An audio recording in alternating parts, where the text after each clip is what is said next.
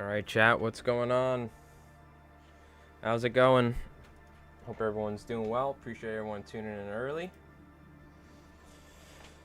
I have to record a video for my fly tying channel later, and I usually do that when it's dark, so instead of streaming later, I figured it's Sunday, we can stream a little bit earlier and continue doing some more hobby related stuff.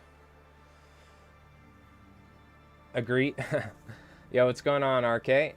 These kinds of things always help me stay motivated to actually work on stuff. The same. If I didn't do these streams, I would not be painting. I would be editing.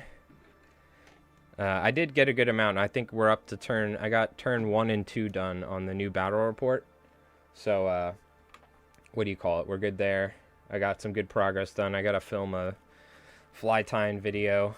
Probably covering this fly for my Li Flies Mike YouTube channel. So I got to film that later. Potentially that fly or a different one. But yeah, yesterday, if you weren't here, we painted up Roberta Wells.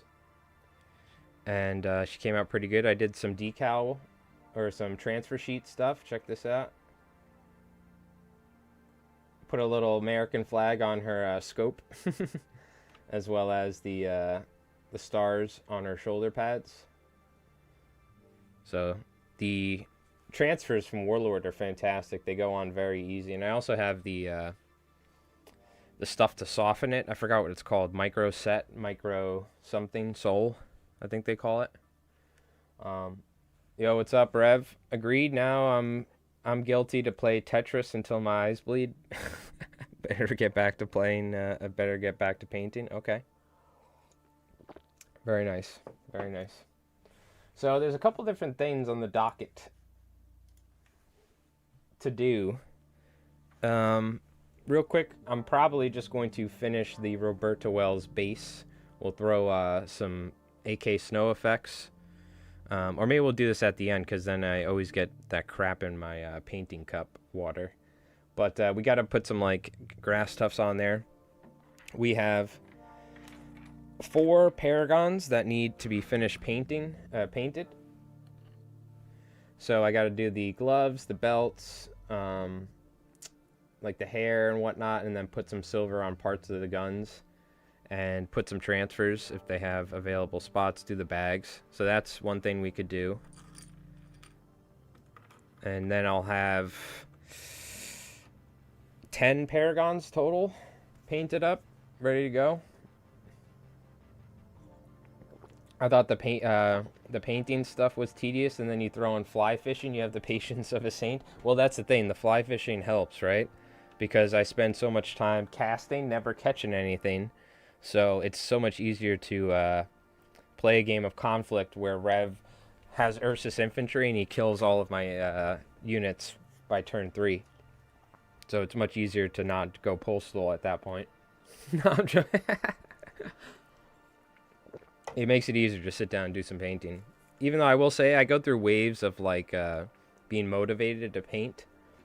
And right now I'm more so like in the editing and like story part of the Konflikt battle report. So I had to motivate myself to get some painting done, because I was like playing my Sherman like this. I had this 3D printed Tesla cannon for the turret top for the bolt action Warlord kit, and it just looks like, this looks all nice. I have the decals and everything, and this looks like crap, you know. So this is one thing we got to do. We have to paint this, just finish this top and everything. I airbrushed most of it. And last but not least, yesterday we spent time to make sure that we can reverse the arms if we want to either side with the magnetized linebacker. And I went ahead and just added some basic black paint to the like bazooka tubes and all that. And apparently they actually are supposed to sit like this. I thought this was upside down, but this is how they're supposed to sit. So I do kind of wish this section, I had this section magnetized right here, so that way I could, or at least if I re-glued it, because right now it's kind of tilted with both the Tesla and this. The Tesla's not bad, but this one's kind of tilted. But whatever, it's fine. I can always fix it. But the main thing I want to do is a camo pattern. So I took the glass out. We have all the guns and everything off. I want to do a camo pattern. And I think we could use the Tesla turret as a testing bed for trying some sort of camo pattern out for the U.S. forces. Because we'll take a look. Is this going to work? Yes, it will. Okay, cool. The linebacker. I love it. It's got some nice camo on there. So we have to do the camo. Then we'll do the decals. And then we'll do the weathering on top of it. Is what we're going to do. So, that being said, I want to try this. Now, it looks like we can just kind of randomly paint some, like, splotches, I guess, like pretty large patches is what I'm thinking we'll do. I don't know if you guys have a better idea on how we could do this. I could have done it with the airbrush, but then it wouldn't be as, it would definitely blend more. So I think we're probably going to paint it. I'm not going to go ahead and, like, tape it up or something like that, you know. We're just going to freehand it, and hopefully it doesn't look too crap. But I'm trying to think what's the best way of doing it. And I'm guessing it's just kind of randomly paint some splotches on there. So unless anyone has any better options or better ideas on what we could do. I'm thinking we could kind of test it on here first. Because this could always be like a turret that they, you know, they swapped out the with like chains in a factory somewhere in the UK or something, and they swapped over or somewhere in you know, in the US, and then they put this thing on a ship, or they could just change it on the front line. I don't know, because I know they were able to do things like that, swap out turrets and whatnot. So yeah, so this is like a retrofitted late war bolt action tank with the turret head is the idea. So it's okay if the turret's somewhat different if we have a camo pattern up top. Yo, what's going on, Dispit? Am I saying your name right? You can correct me if I'm not pronouncing it right. Okay. So I think that's what we're going to do. We could paint some paragons and stuff like that, and that could always be something. But I want to try this. This has kind of got my attention. Would have made more sense if the turret for the M9A9 was the turret of the M4A3E8 chassis. M4A9. I still don't know exactly. Are those all Sherman chassis or all Sherman models? I'm not familiar with the M9 or the exact models. And yeah, I just found this online, this specific turret head. So I don't even know if this is I don't know if Warlord has a dual Tesla top, or if they just sell a single one replacement. Gotcha. So is the M4 then the M9 a later model than the M4 or something? Is that what you're talking about? All right. So we got to get some paints here. What sort of colors are we going to work with?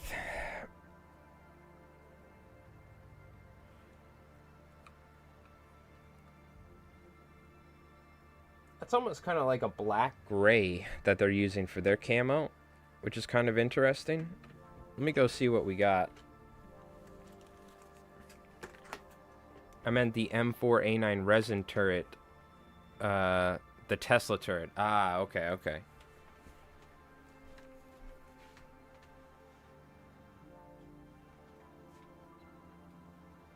I gotcha. Yeah, what if we, like, take some sort of green and mix it with some darker grays for our camo color? So it would have made more sense if the turret from the resin turret was the turret for the M4A3. Okay. Let's take a look real quick, actually, at what they have available.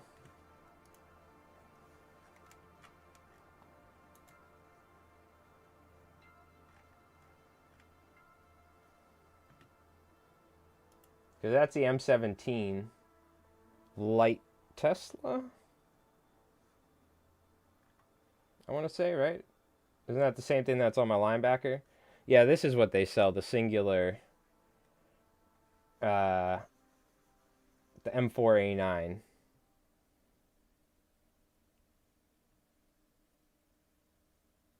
So it made more sense if the turret from the M4A9 was the turret of the M4A3 E8 chassis. Gotcha. Did they sell they just sell the top, right? They don't sell an actual Sherman? Oh, they do. Okay. It's M4A9T. Yep. I mean, it looks. I don't know. I don't know enough about World War II Shermans to know the difference between chassis and all that, but that's what we're missing right there. We need one of those, and we need something else. All right. Let's get some. It's actually starting to rain right now. It might snow here soon. So a little rainy Tristram music sounds good to me. Okay.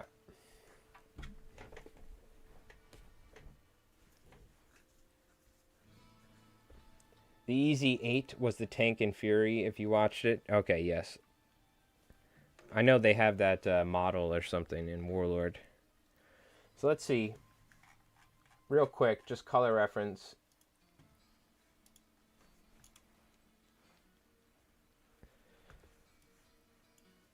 I'm thinking we take like one of the dark grays and mix it. One of the dark grays here and mix it with like some sort of greenish color. Let's see if we can get some sort of similar tint or tone. We don't have to, but I kind of like the look of that color personally. And we'll just focus on the Tesla turret at the moment.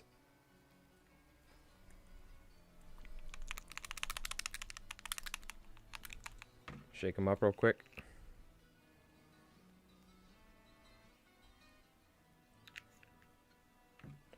Let's see if we can.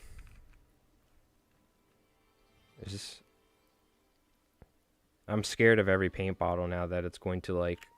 It's clogged and I squeeze it a little and it's like comes flying out. And I'm like, no. I might even mix like a small amount of black. Maybe I wait on that.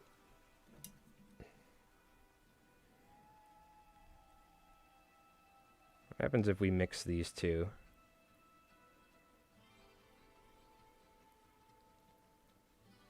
Like a green, a dark green gray.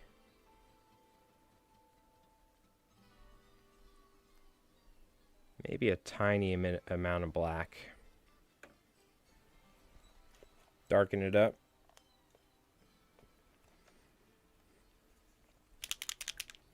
I was looking at some bolt action lists.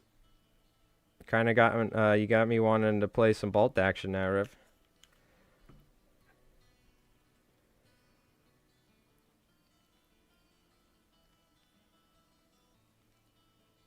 Yeah, that kind of looks more like it.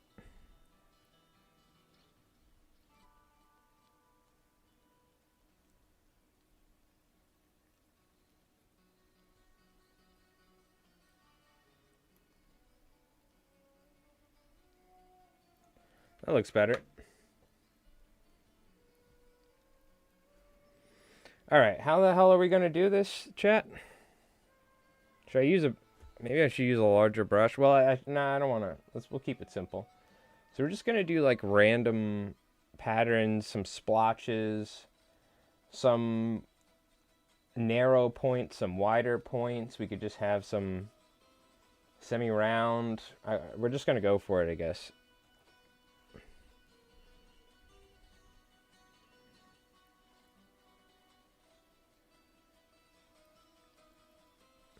Still a little too much paint on here from mixing it all up.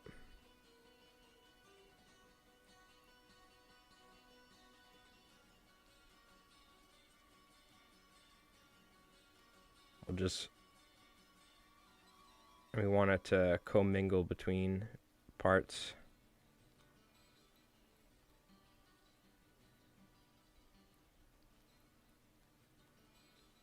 This is stuff I haven't really done much, so we're kind of experimenting together.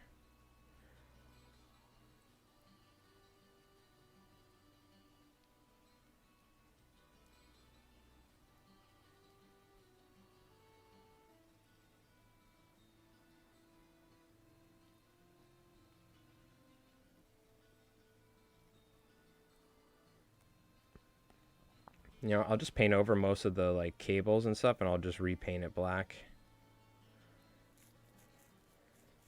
It's kind of random, splotchy sort of thing we're doing here.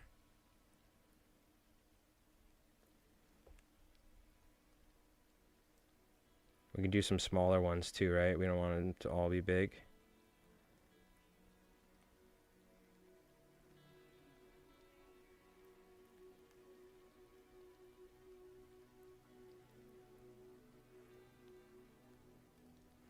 Let's get this light.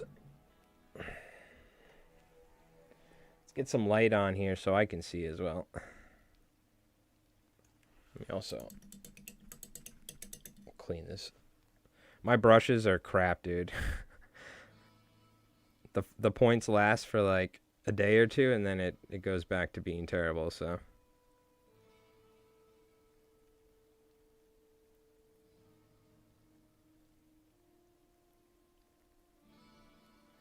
Diablo 2 just got an update too. There's like a new warlock class and stuff. It's pretty cool.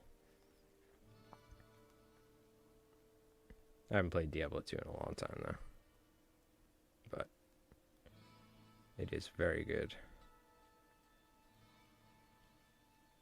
Definitely the best of them. I got into PoE 2 a little bit.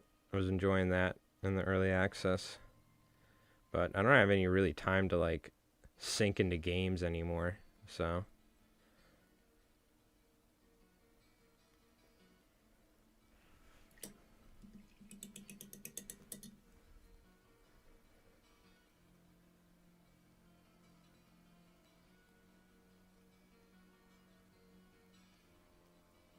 alright, I don't know how this is going, but it's kind of going. I don't know if I like the color as much. It kind of turned bluish on me. But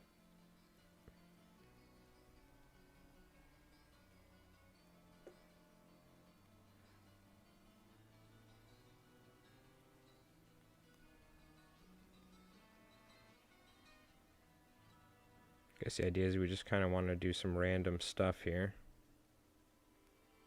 There's also like a sort of camo that we could do is like that sort of tiger camo, but that's almost like a thing that's like associated with like certain Russian camos, modern day. So I kind of want to just do like, I kind of like this larger kind of randomized pattern a little bit.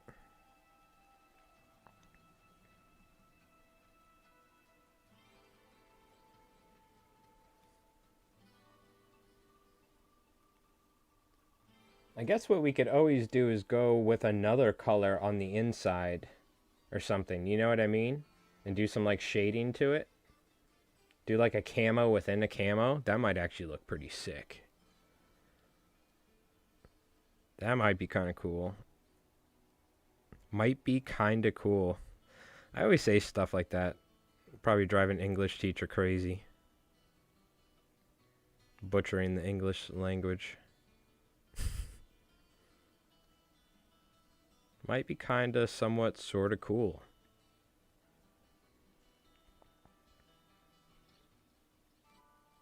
So what's everyone working on? Is anyone doing some hobbying yourselves? I also kind of want to think about I was thinking this could be a fun thing for us to do on stream is with the community trying to come up with like some custom missions for future videos. You know what I mean?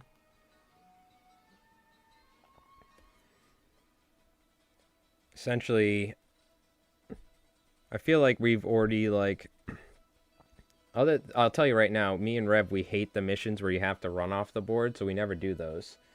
And what do you call it? We don't we've done in bolt action a couple times, like where you blow up each other's bases, which maybe we'll do that in the future. That could be a fun one.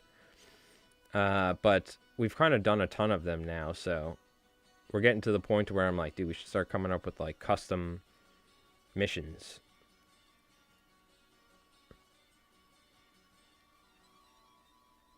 We should get. I want to do one where we have to go into like a prison camp and go rescue POWs. You know, stuff like that. like espionage missions or like sneaking stealth missions.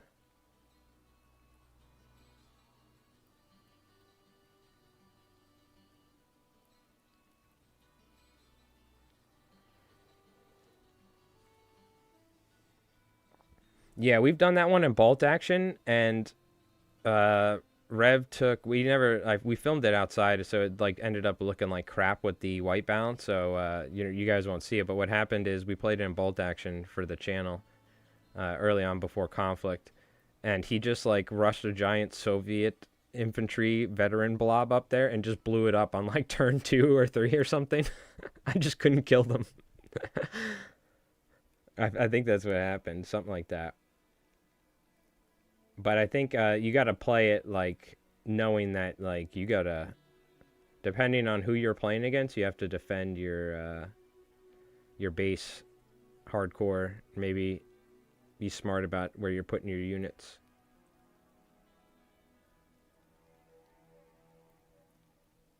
But it was like the Soviets with all the SMGs, the veterans in Bolt Action. They were just like slaughtering all of my dudes. Tiki the Hut has a neat take on Top Secret. You have 3 objectives instead of 1, but only one of them is the real objective. He calls it Bad Habit. 3 nuns, but one of them is a spy. Oh, okay, that's the one with the what do you call it? With the miniature on the table or something. That could be cool too, just to do it with a regular objective as well. So that's one thing we haven't done. We haven't done one where it's like you have to capture the leader or something. So maybe we should do that one next or something. But that is cool. We should try that out. We should try out Tiki's mission, Rev.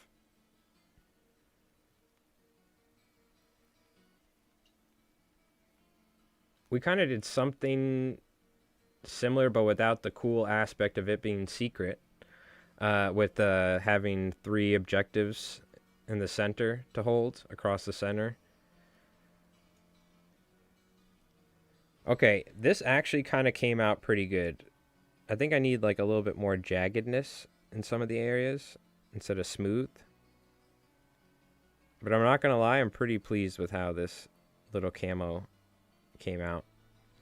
I think we need to do a camo in the camo, though. There is a secret determination at the start of the game, usually by third party. Interesting. So, like, nobody knows? I guess the way we could do it is at the end of the game, we could just roll and see which one it is. Like we're fighting the whole time and we're like, oh my god. Oh. And then at the end of the game we roll a d6, 1 2 3 4 5 6, because we don't have a third party. Or I guess we could get a third party in, you know. We'll like call Tiki the Hut, get him on Zoom and have him like pick which one it is. Yeah, I was thinking we could roll a what do you call it, do the d3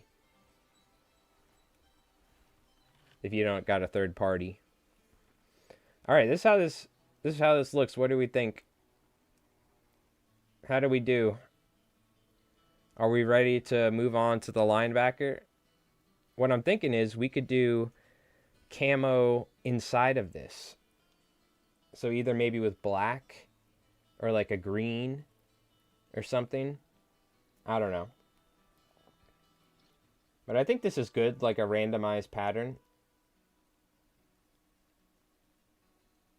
You can also accidentally shoot the nun out of another unit if you don't want them to have a chance to win. We'll have to take a look. Where does he have it up somewhere? I like that too. We could always just take that and modify it. You know what I mean? For like a hold objectives or whatever. I like the idea of it being completely randomized for both of us. That's pretty cool. We could take that and just use that with so many other things. All right. Well, I'm happy with it. So, I guess we can move. I don't know why. I haven't figured out what we're going to do on the inside, though. with it. Maybe some white like slashes or something. Sure, we could do something. We gotta let it dry anyway. So I guess let's move on. Let me try. I mean, I have to paint the guns. I have to paint the arms. I have to pretty much paint everything. So I might as well. The other thing is I went overboard with my objective lighting for the Tesla cannons and the jetpacks and stuff. So it's going to be nice to kind of cover up some of this with the camo. So let's just do it. Let's go to town. We might mix it up. We might switch over to some Streets of Rage here soon, too.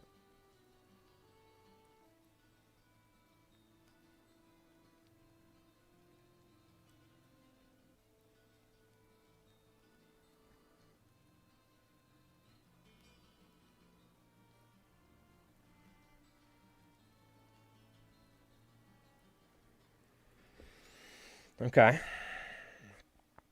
I mean, this the color looks pretty spot on. It's the other color underneath the linebacker that I'm looking at on Warlord that is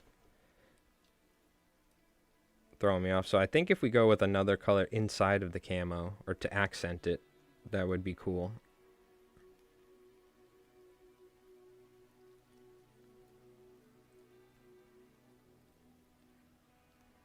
I think we're going to have to redo some of this plasma stuff, but I'll try to make it to where I don't like ruin it too much. What I airbrushed. I'll try to salvage what I can.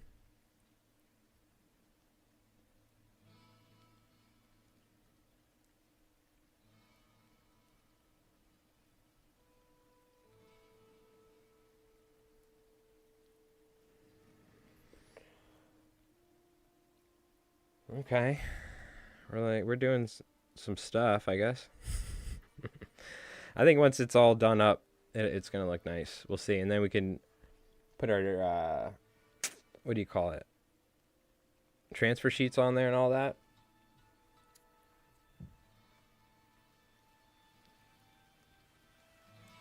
I think it'll look nice. All right. Where do we go from here? God, there's so much space to cover.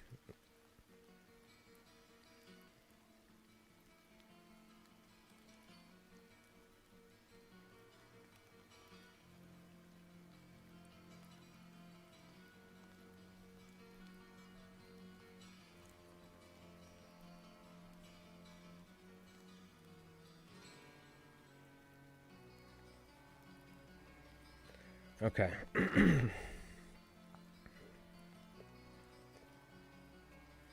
Random camo. Yeah, if you could find if he's got like a PDF or something or a video, let me know. We'll try that out as one of our missions. We have to do the honorary Tiki the Hut custom mission. I know there's also older missions from the second edition of Konflikt. But it's kind of fun. I wouldn't mind trying to dip our hands in trying to create our own custom missions for the channel.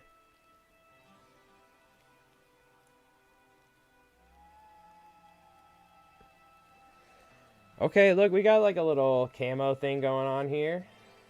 Alright. We're getting there. Progress has been made.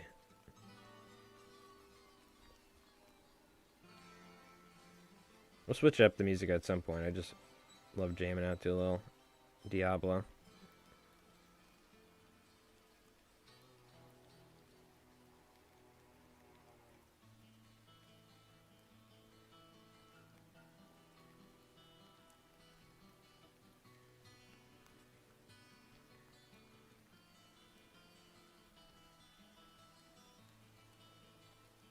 Okay. It's going to take a little bit, but I think it'll the linebacker's like the like one of the top, if not, some like probably in the top 3 US units, So I want this thing to be, it's like one of my showpiece.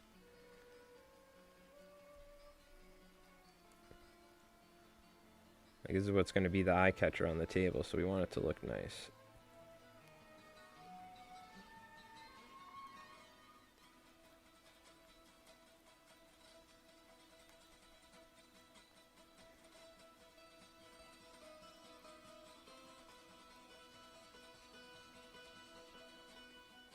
And I'm just kind of trying to be random, right?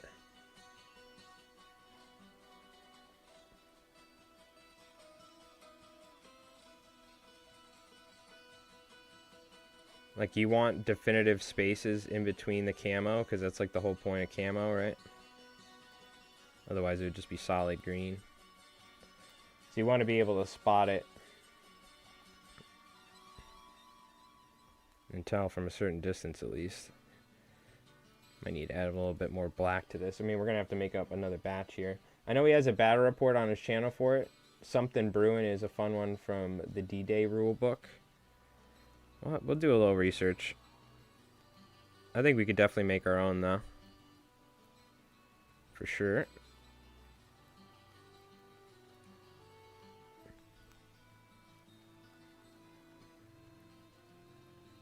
For instance, I have, like, a little train thing that I made. It's kind of crap, but like we could always 3D print to like a train or something and do a train heist. I want to do like we could do like a beach landing type thing. Okay, zoom out because the autofocus. I learned my lesson from yesterday. Let's make up some more paint camo here.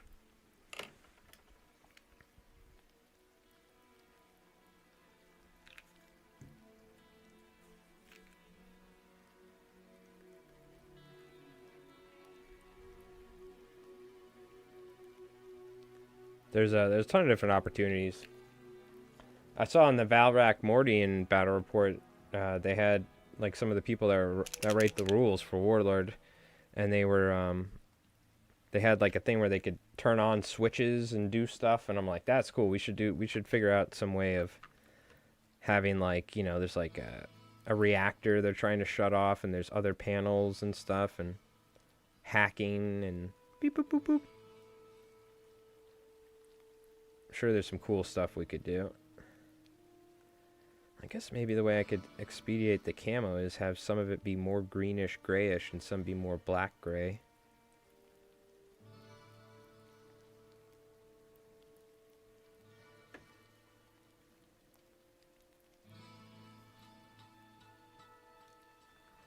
Could be one way.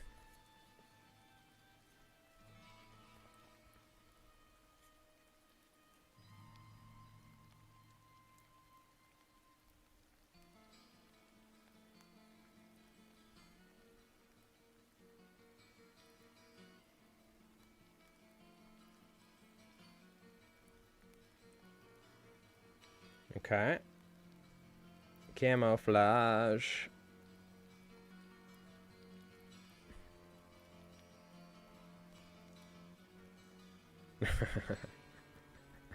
I was thinking I'll just throw a cope cage on it for the drones. Have like a giant chicken coop wire hanging around the walker for incoming like shape charges. They laughed at it, but that crap actually works. Resident Evil K47. Exactly. So I already have plans to do like a hero mode thing, or like essentially what we'll do is like I could always take like one-page rules, or we can essentially just make the characters heroes or something, give them a certain amount of luck, and then you could have like Slammer Samuels and Roberta Wells breaking out of a a Axis research facility, and they unleash a horde of zombies on them, and they're trying to get out of this facility. What do you call it? Like Space Hulk style? You could do so much cool stuff, right? And even if we just do small point games where it's just like 500 points and it's little narrative missions like that, where like like a small squad of special forces, Paragons and like Slammer Samuels try to break into this thing. We could totally do stuff like that as well.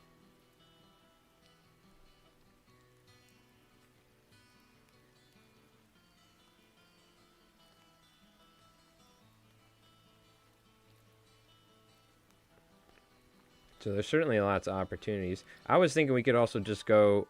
I could do a. This is something I could do solo, for instance, or Rev, or my buddy, or Biggie G. We'll call him Garrett. Is you could also just play one-page rules skirmish, and then have like a couple conflict models like fighting hordes of enemies making their way off the board. But I'm sure people would rather see us like using conflict mechanics, you know what I mean? Instead of another game mechanic, but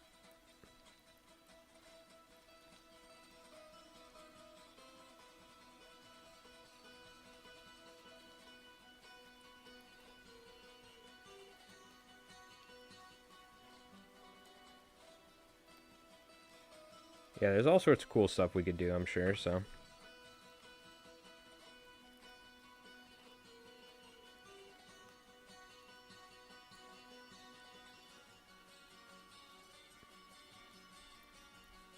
I just kind of have to let my mind, I can't even think about it. I just have to randomly do camouflage patterns.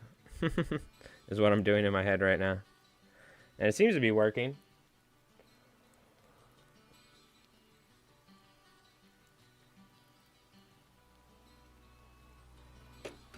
Like Firefight? Yeah. Like Grimdark Firefight or something. They also have a solo version of it to where like you can play either alone or with a friend, and you have like 2 or 3 minis, or like 2 each, and they have like more stats, they're more resilient, and you can have like literally like 10, you can have a unit of like 3 zombies, and then you can have like 15 of those, and it'll, on the app for one-page rules, it'll generate waves of enemies for your heroes to fight, and it comes up, it has missions. So it's like you need to go to the center and retrieve these boxes, and then do this or something. So it has like a whole solo. It's like a mix between like TTRPG and tabletop wargaming. They have a really cool system. So I could do something like that, right? Do like a story, like a series of them infiltrating behind enemy lines, and that would be Grimdark Future Firefight or something. Or we could find a way to modify conflict to allow like a hero mode. You know what I mean?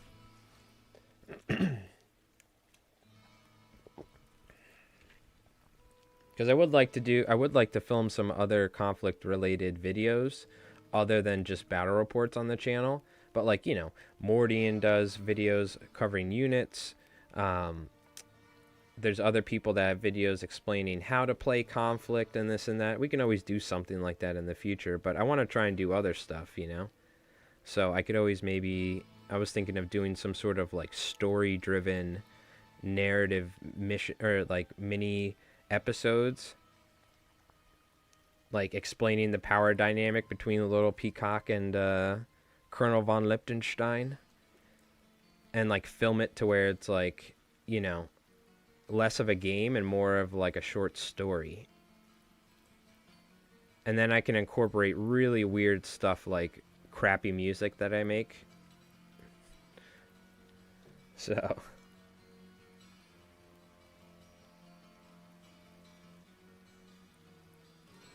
I'm trying to think of some other stuff I can do on the channel.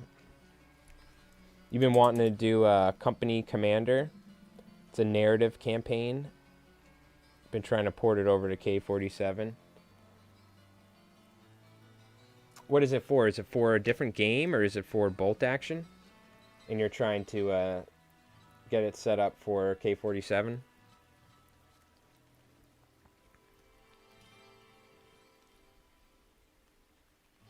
Let's do some down here.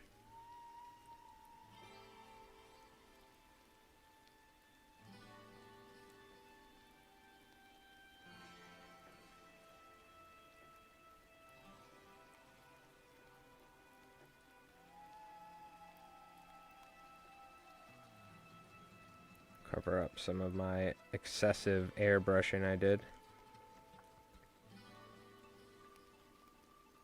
The mech close quarters tutorial really sold me on conflict. What's that? Did somebody somebody who made that? I know Cinematic. What's his name? We talked about Cinematic Tabletop or something. He makes like he has some good tutorials almost for Konflikt, and I know Morty obviously has some good stuff for explaining a lot of the mechanics and rules or that. Make a retrieval mission where there's an Axis psychological weapon, but it's just really bad music. Nah, the Soviets, they have their hard boss, dude. In the last battle report, the German, they were like, "Oh, this music's so terrible," because they keep harmonic resonance in them with what do you call it? Gopnik hard boss music. Cinematic, yeah, he's got some good videos for that. But yeah, we could do something like that for sure. Retrieval. Your units can actually gain experience and skills. Ah, okay, so kind of like how you do campaigns in like Warhammer, right? You're just trying to figure out like a mechanic system to incorporate that, the experience in the. I see. I like it. Because you can obviously just do something where you start off with 500 points or 250 points, and then you move up to 500, then 750, and then, 1,000. You could always do that. But you're looking for even more like the experience. There might even be like some ability things that they could take, or if they're like wounded, how does that carry over the unit strength or something?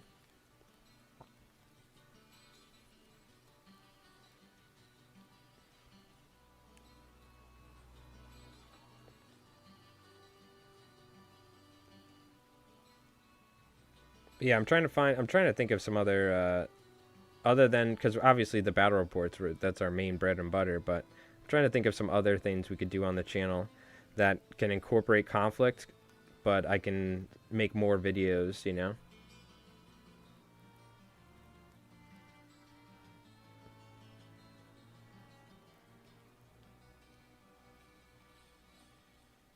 Because obviously I plan on in the future doing some videos once I have more we have more games under our belt. We'll do some discussion stuff like what we like or dislike about Konflikt, and you know, me and Rev can sit down and like have a discussion and stuff. Or I could do some videos about my favorite units for each of the armies I play, right? We could obviously do some stuff like that. But there's a bunch of people that do stuff like that, so I want to try and find something that's kind of interesting, but not many people are doing. Terrain tutorial. We could do some terrain stuff. And, here's the thing. I did a painting video on bolt action and stuff. I guess we could do specifically, right, for Konflikt. If I put Konflikt in the title, the views will go up. It would have to be something interesting, though.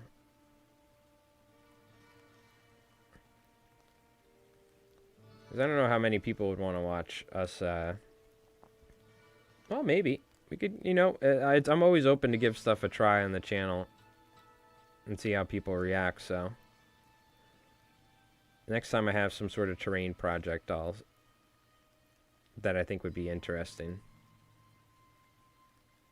The whole idea with that, too, is like if I'm going to do it, it should be something that anyone can do, and you don't necessarily need something crazy, but. Because I have I have the Proxon foam cutter. So theoretically, I should be doing this. I should be making custom cathedrals out of foam and crap, but it's so much work.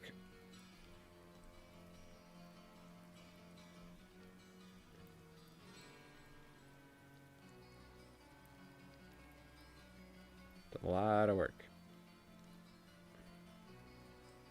But yeah, we could always do some stuff like that. Newsreel style lore drops. That's what I think that's what Tiki does, right? Or Tiki has done. I've seen a couple people do stuff like that, but I think Tiki has done stuff like that in the past.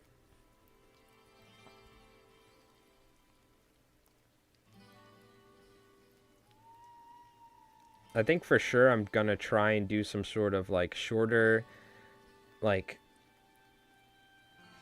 like story mission battle report things where it's like, you know, even it might just be me setting up my table and like having Slammer Samuels trying to escape out of like an Axis prison camp, you know, and like film it where I have him moving around, you know, but like almost stop motion.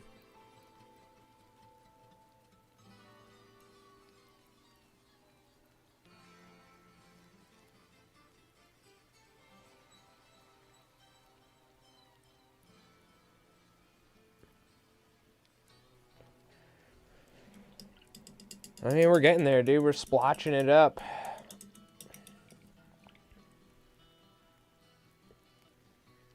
I think I have it down since it was all fairly similar. Just haven't tested it. Well, hey, if you ever get it going and you like it, you let me and Rev know. We'll be glad to. I wouldn't mind doing some sort of progressive campaign thing in the future. Right now, we're kind of still like figuring out or like working out Konflikt and kind of learning the game still. Even though we've got a good grasp, we're still learning stuff and making mistakes, and we're still kind of exploring the game and testing it out, you know. This is why I took the glass off, by the way, because the camo goes up onto the canopy. But I definitely want to do fun stuff like that for the channel. You know, I'm heavily inspired. Like, one of my favorite Warhammer channels, Play on Tabletop. They're fantastic, obviously. So I'm definitely thinking, I'm like, man, there's so many cool Warhammer videos and stuff people have done in the past. Like, we should try and do stuff like that with Konflikt, you know, because I think people, you know, somebody will click on that and be like, whoa, what is this game? You know, maybe like 4,000 point Armageddon, like, rah! Waves of bears, and like the Americans have like 20 mechs set up in a line, like on rocks, like just trying to mow down the bears as like Drugov's like, forward. Like, there's so many cool things we could do with Konflikt like that. Giant battle reports. I'm so excited to, you know, because we're building up like our miniatures and this and that and our lists. It'll be cool to do stuff like that in the future. I can't wait. Oh my god, I'm dreading editing that video though. It's going to be like 8 hours worth of footage. I already have to edit like 3.5, 4 hours worth of a game in down to like 30 minutes. So this one will be a project, to say the least, if we ever do that. We definitely will do that for sure. Mark my words. There'll be some crazy giant cinematic cool narrative games we do on the channel.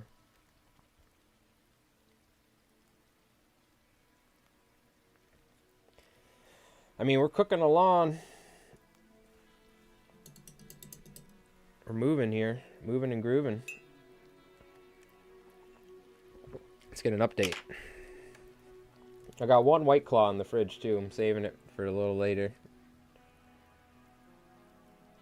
What's the consensus so far, chat? Do we like it? I kind of like how the glow is in between. Did you see the mech bundles yesterday? Yeah. We can actually take a look right now. We were checking them out yesterday when we were painting. I should put a little water on this paint over here. Make sure it doesn't dry up on me. You like it, Shinobi? Very nice. Appreciate it. I mean, this is what... I mean, mind you, the paint job underneath's different, but it's kind of what I'm trying to emulate, this sort of patterning. And then we can add all the scratches and the marks and the rusting later, and then I'll do all the decal, or I'll do the decals before the scratches and marks and rusting.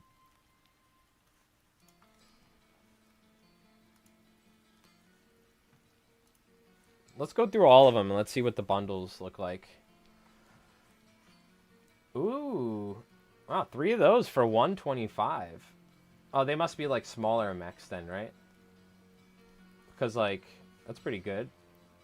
For the Noxer or something like that. These are the new like Totenkor army walkers from the evil scientist. It's got like a giant rift juice pod on its butt. We saw this, the Axis Monstrous Horde. If I had 200 bucks, I'd probably buy it, but I have bills to pay, so I can't. This looks pretty good too, because you get what, a Panzer with the oh no, that's a Panther, because it's got a Shining cannon, right? Yeah, it's a Panther X with a Shining cannon, shock troops, 3 units of stall trooping, and 3 not Vogelspinners, but what are they called? Or are they Vogelspinners? They are Vogelspinners, just with the autocannon setup. I mean, these are pretty good. You know what I mean? I still want one of these, by the way, Rev. I want one of these. Pretty please. This big boy right here. One of these days. Oh, I think you got one printing, or you printed it, or something like that. This thing's sick. Got the like full-size Shonen cannon, I think.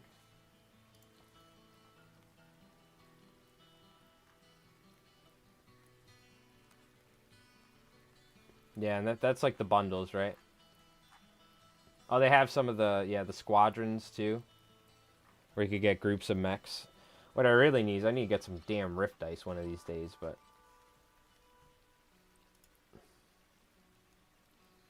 it's in the bag. Gotcha. See, what a guy, 3D printing like a madman. So this is nice. This is like an army right here. This is like 1 something. This is 30 something. This is like 3 something. So what are we already at? Probably like 700 points ish, or 700 points, and then you got a bunch of power armor dudes. You got 2 bazooka boys. You got like HQ guys, and you got a squad armored. What is it? Mark 1 armor or whatever. Toughness 6. That's a nice bundle. This is alright. I don't know how I feel about these guys. I think if I had a Marine army, I'd like this. I feel like this is like a Marines thing. Because they're in the Pacific, and they're like going through rivers and stuff. You know what I mean? But this is like... I don't know how I feel about this miniature. I don't know. They're kind of cool. I can't tell if they're cool or if they're not. I really can't tell. Because I'm going to be honest with you, if I was this guy right here, I would not want to be in this thing. Like, you're just going to get shot in the face. They didn't even give you, like... I know it's got a sink, but they couldn't give you anything? You know what I mean? Like, I feel like they could have designed it a little better. I know it has to somewhat float. They got some airbags here, but... I don't know. I'm still on the fence. I don't know if it's cool. You like it? If I win lottery, U.S. starter army plus the 3 new bundles, oof, hell yeah. And then you're set. You're good to go. Oh, wow, this bad boy's sick, by the way. It's goofy and cool simultaneously. I think that's what it is. I can't. It's like. It's not like, you know, like these guys. These guys look sick, like badass cool. It's like a goofy kind of cool, I guess. It's that bolt action sort of charm, you know what I mean, to it. This is good as well. These are all like 300 to 400 points around, I think. So this is like 1,200 points right here.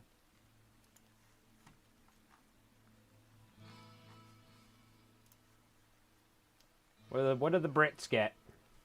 So they have their actual new starter army, which this isn't out yet, right? But this is like going to be the new starter kit for them. Ooh, they got a... Oh, what's this thing, dude? This looks sick. You better get yourself one of those, Rev. Print one of those up or something. That looks cool. I don't care if it's even good. It just looks... That design looks really cool.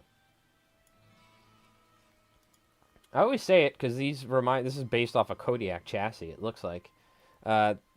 These, right, the Kodiak was the one I used last game or something. These remind me of, like, Bioshock with like the Big Daddies, kind of. I don't know why. It kind of like gives me that aesthetic. Or just like, I feel like this thing could be walking around in BioShock. Right? I don't know why. It has that look, which I think is awesome. That's like right up my alley. I love that aesthetic. Got an assault platoon. Ah, there's the doggos. Bull terriers. On meth or something. Oh, look, these guys got night vision, dude. That's pretty cool. Other than that, they're not in good shape to survive the battlefield of Konflikt. But the night vision is cool. They'll see the Panzer mech shooting at them. Merlin is pretty. Yeah. Ah, yes, of course. Everyone's favorite British Commonwealth unit that we've used on the channel. The Hornet Walker. I like the Mud Skipper over the linebacker. Yeah, you know, the linebacker's cool, but it is, I don't know, if you look at the proportions of the linebacker, it is a little funky. It is a little funky. But I guess they're trying out new stuff. The US and Warlord, you know, in canon and in the models. But yeah, everybody's like hates these when we use them because they just blow up every time. I love them though; they're great. Playing against these, if you play against a British Commonwealth player and they show up with 10 of these things, you're in for a good time as a person on the other side. That or they're gonna wreck you with their overloaded stuff, you know.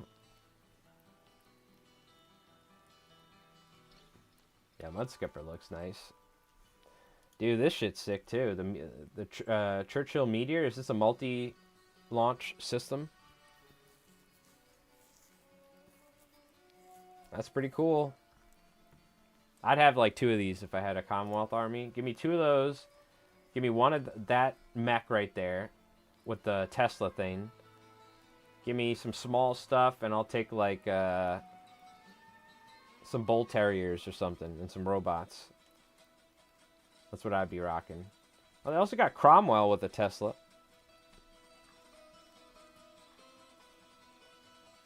These guys do look cool, the new Galahad Armored Infantry.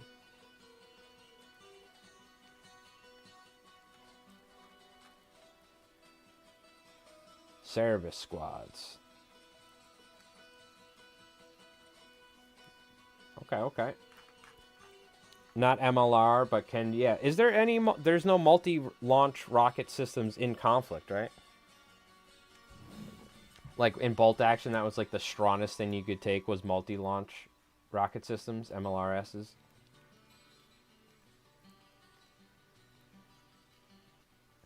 So this is the new Japanese starter set here. Now, how do we feel about these guys compared to Rev's classic ones? I like these. I'm assuming are these assault power armor or are these battle frame? I like Rev's old ones though. Okay, these are assault. Yeah. I do like them. They are cool. But you guys have seen a ton of Rev's Japanese army on the channel. I like the older models with like the rounder satellite-shaped helmets and stuff. Yeah, the combat. But I was just thrown off by this dude right here. I guess you can take a heavy gun with him. This guy's pretty nice. I'd like to see the new ones be Mark 1, the old ones go to Mark 2. I could see that. Yeah, because these don't look as chonky, right? If you look at the old ones. These definitely are like... They're barely even armored in certain areas. You know what I mean? Meanwhile, the original ones were like straight up power armor. The Ghosts look sick. These look cool. Oh, that's the disposable launcher? Ah, okay. And this thing is awesome. Rev got one. It's really nice. You guys are going to see it on the table in the next battle report coming out on Wednesday. By the way, do not charge these things. Unless you're using Ursus infantry, Do not charge them. If a walker moves, walkers automatically get hits. They will kill a lot of stuff. And this thing with its 2 arms in the front, this thing's deadly. All right, I'm not gonna spoil it, but I charged some really good stuff into it, and it just it's a beast. So walkers are really deadly. Like, you should try and get your walkers into melee more. It's really important. Here's the Inigo. I mean, dude, the one you printed looks so good. It's crazy. Yeah, Kaikiho, Inigo. These are the original ones. I like these guys. Are these... Yeah, these are the older ones, or are these new? These are the older ones, yeah. That's Battle Frame. And those guys are assaults? Or they just could be HQ, I guess.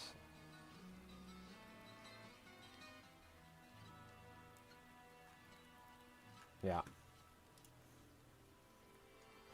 Is there any other bundles they got going on?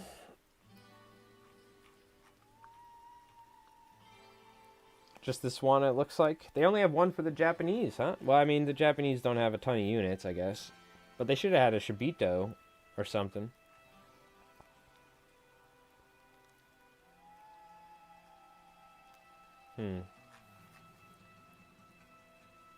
I watch Arc Raiders. I know how to fight walkers. Yeah, you got to get those mines, and you got to jump onto the queen and then put the mine on it.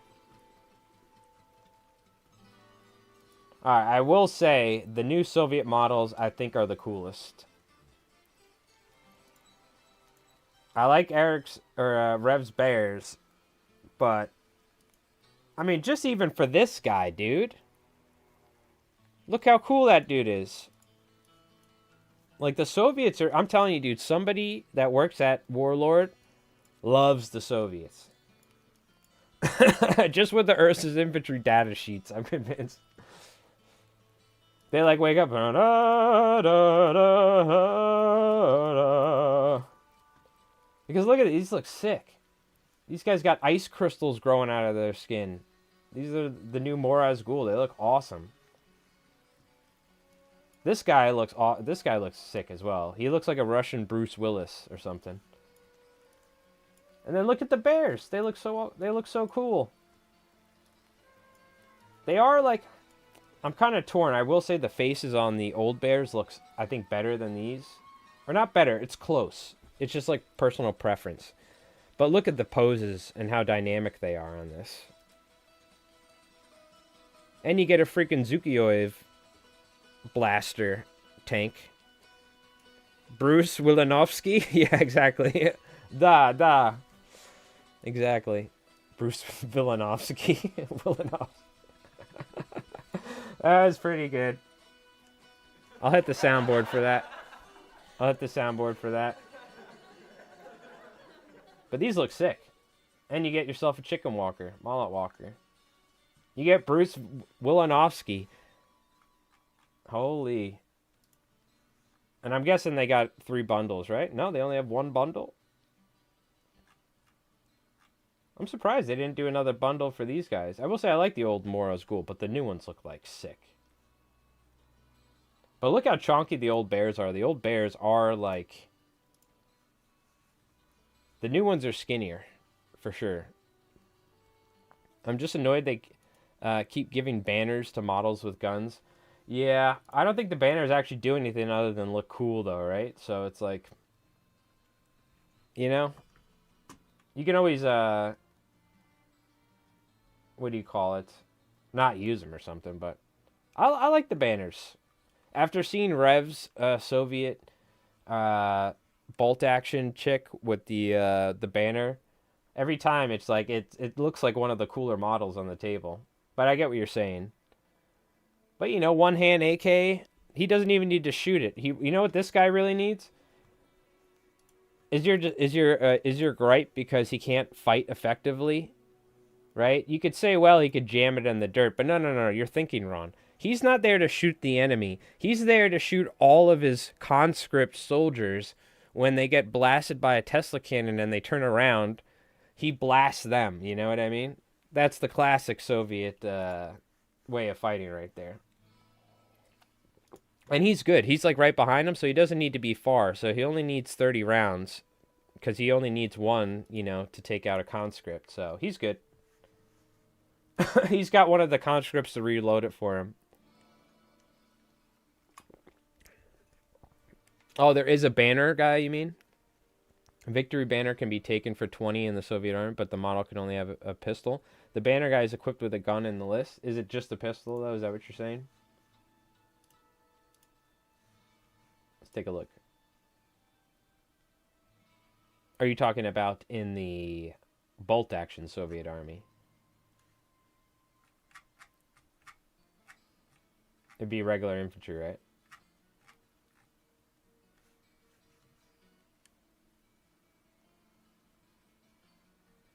Or is that for bolt action you're talking about? They have stubborn, tough fighters, engineers, shriekers, green you can have, or RPGs. In bolt action. Yeah, I gotcha. Yeah, it's usually a pistol or something, right? This is a Konflikt model, though. In Konflikt, they can shoot things while holding banners, I guess. They've learned that in the Soviet Union, at least. I'm jealous. I don't have any banner dudes in the U.S. You know what I mean? God, dude. This model, dude. We don't talk about Drugov anymore. He's banished. So good. Let's take a look at this. This is the other bundles. Soviet infantry block. Right? I mean, this is great. You get a lot of power armor for this, huh? I'm going to be honest with you. I've never even seen this model. We have to find that. Where is that mini? I've only seen these ones. Well, these are Mark II, huh? Oh, God. Because it was painted green from a distance, I couldn't even tell what it looks like. I'm like, where's the head? I couldn't even tell. Okay. I see. Yeah, they're pretty cool. I like them. I think with this particular color scheme, it's just kind of hard to see what the miniature looks like with the head or the helmet. It's not even a helmet. It's just like a singular, solid shell that they have. Mark 1s are just better due to the loadouts. Gotcha. Damn, that guy's got... Oh, yeah, they got some cool... They have, like, dual guns, on or like a gun on each arm. Yeah, these look nice. I like the look of them. I mean, let's be honest. If the Soviets in, like, 1946 were making power armor compared to everyone else with their, like, you know, well-engineered... I feel like this is what it would look like. Right? I feel like they did a great job and, like, designing what this, like, the Soviets' power armor would look like. Because they're, like, literally just, like, riveting these pieces of steel that are shaped like a freaking, you know, like, it's so basic and generic, but it works because they probably just make them in mass and they send, like, tons of these dudes into a line against, like, Axis weaponry, and they probably a bunch of them die, but they probably, you know, they get the job done. So I do like the design. And look at their shoes. Their shoes are, like, just... I want to zoom in on the shoes from the backside. They're so funny looking. It looks great. Here we go. Look at look at the, like, the shoes are like the shin armor, dude, is like hardcore shin armor. Maybe they got really big calves or something to wear these things, right? Soviet Jaegers. Yeah, I know they had, like, it reminds me of, like, trench armor from World War One. You know what I mean? Pacific Rim vibes, yeah. Alright, very cool. Thank you for shouting out the bundles. I did want to take a look at them. What time is it? Is it time that I go grab a my last White Claw from the fridge and we keep painting? I think it is. So we might take a quick little hookah lounge break. And being that we're in New York State, shout out. The hookah lounge is live and well, so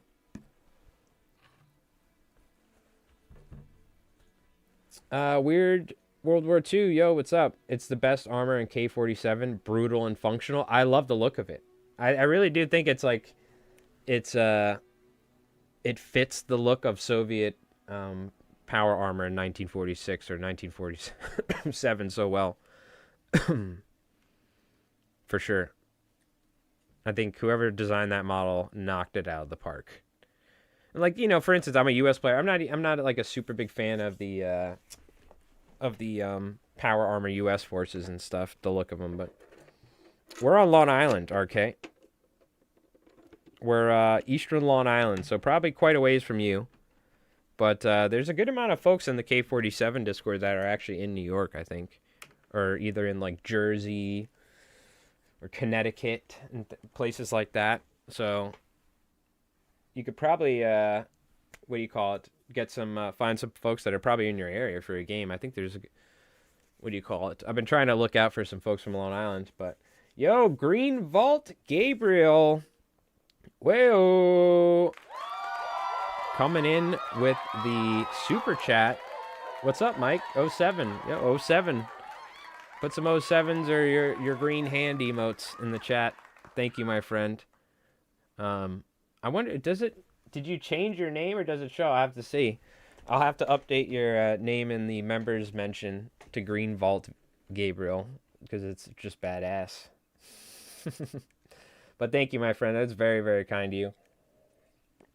It's going well. We're getting some hobbying done. We're painting up our linebacker with a camo scheme just to try and mix things up. And what do you call it? Yesterday we painted up Roberto Wells for one of the upcoming battle reports. So, but thank you again, my friend. That is very kind. We actually, the new battle report will be coming up. I'm probably gonna try and finish it on like Monday, so it'll probably go up like maybe Monday afternoon or Tuesday early for you members, and then I'm gonna try and release the new battle reports on every Wednesday. So, but we recorded a game a couple days ago, and I'm already in the middle of editing it. So, just a little update for you folks. Painting some Totencore. Ooh, very nice, very nice. We've never played with Totencore yet. I'm excited. Rev did order the Europa or pre-order the Europa Festoon kit or whatever, so I'm excited to like have a giant thing of Totencore on the table. You can bet your bottom dollar next Halloween we will do a special battle report for Halloween where it's all like monsters and zombies and stuff, and like you know, some U.S. forces are trying to get, or it's like a fight in a cemetery or something. We'll do something cool for sure. I'm excited for next Halloween. Once I saw that Festoon Europa thing, I was like, dude, that's perfect for that. Ah, you're in Tennessee now. Okay, gotcha. Yep. You grew up out in Rochester? Okay, cool. Yeah. Yeah, what do you call it? We're out in Long Island. We're out by the ocean, essentially. Are you a Warlord purist, or do you game with other companies' stuff? No, I will use whatever, to be honest with you. I love the Warlord miniatures, right? And I try to support them when I can. But this stuff's expensive, and we're also trying to show off a bunch of different stuff. So we've been doing a lot of 3D printing.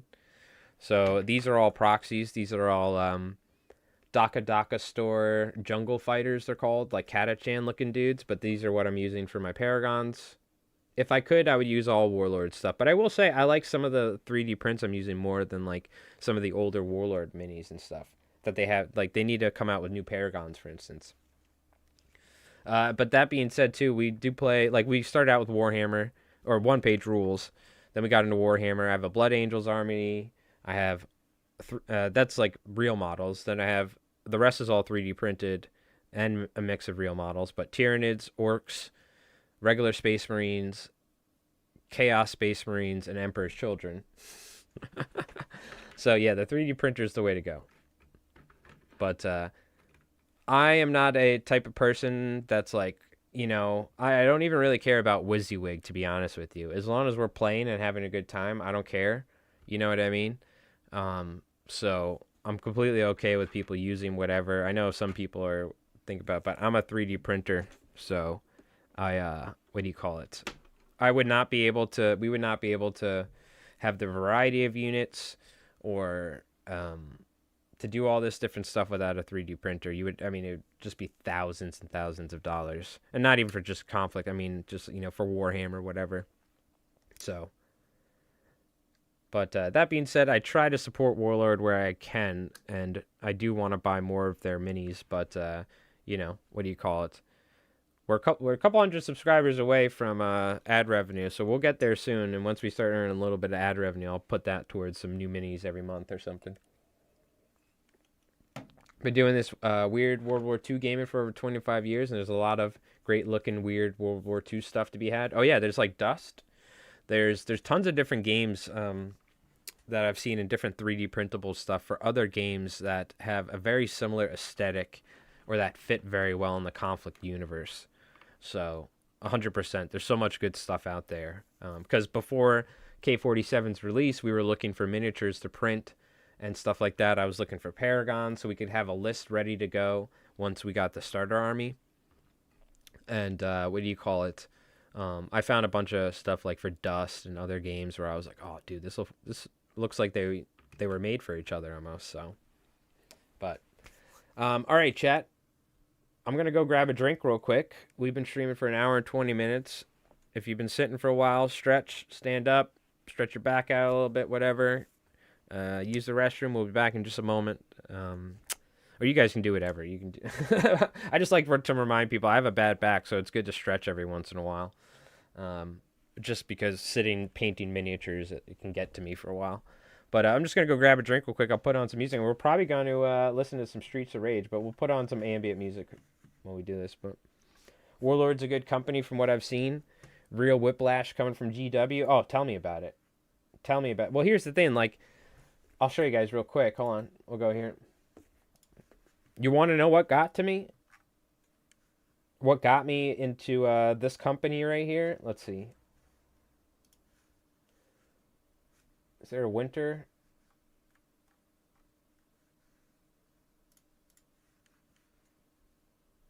Watching Mordian's videos. And where's the starter set for the U.S. Winter Army? Here we go. It's 166 on Warlords, right? This was freaking like $110 on Amazon on sale. And I'm like, wait a minute. This looks like a whole army. Oh, yeah. No, it is a whole army in points. That's exactly what it is. So I was like, wait a minute. I can get a whole army for a new game for $120 and they look sick. I'm like, okay. And then I watched Mordian's video on how to put a list together for it. And I was like, dude, this company's amazing. The models were so easy to put together. They have enough detail to where they look cool. But they're not hard to like clean the mold lines and put them together. Some of the tanks are a pain in the ass, to be honest with you, especially the old stuff. Like this thing, I literally had to watch multiple videos. I could not figure out how to put this together. This comes in like 40 pieces, and it's like a freaking... If I found one video where the guy showed perfectly how to do it. But I still probably did it wrong. But that being said, the rest of it, it's so easy to work with and paint. I'm like, dude, this game's great. But, bolt action's historical.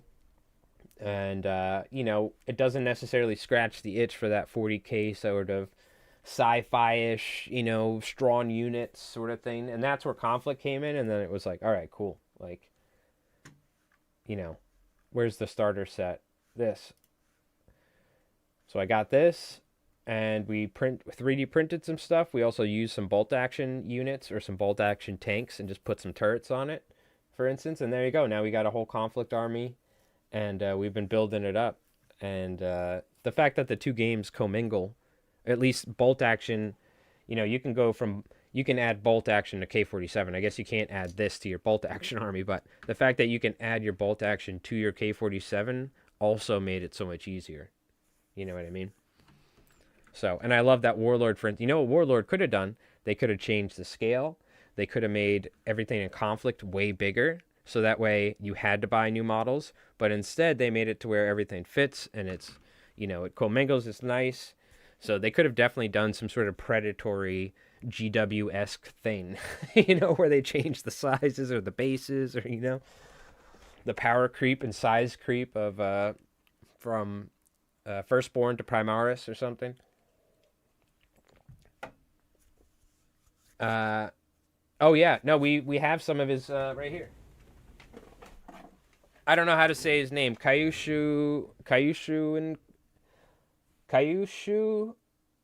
and Co stuff. He's a 3D designer on My Mini Factory and I think also Cult. But I bought his zombies.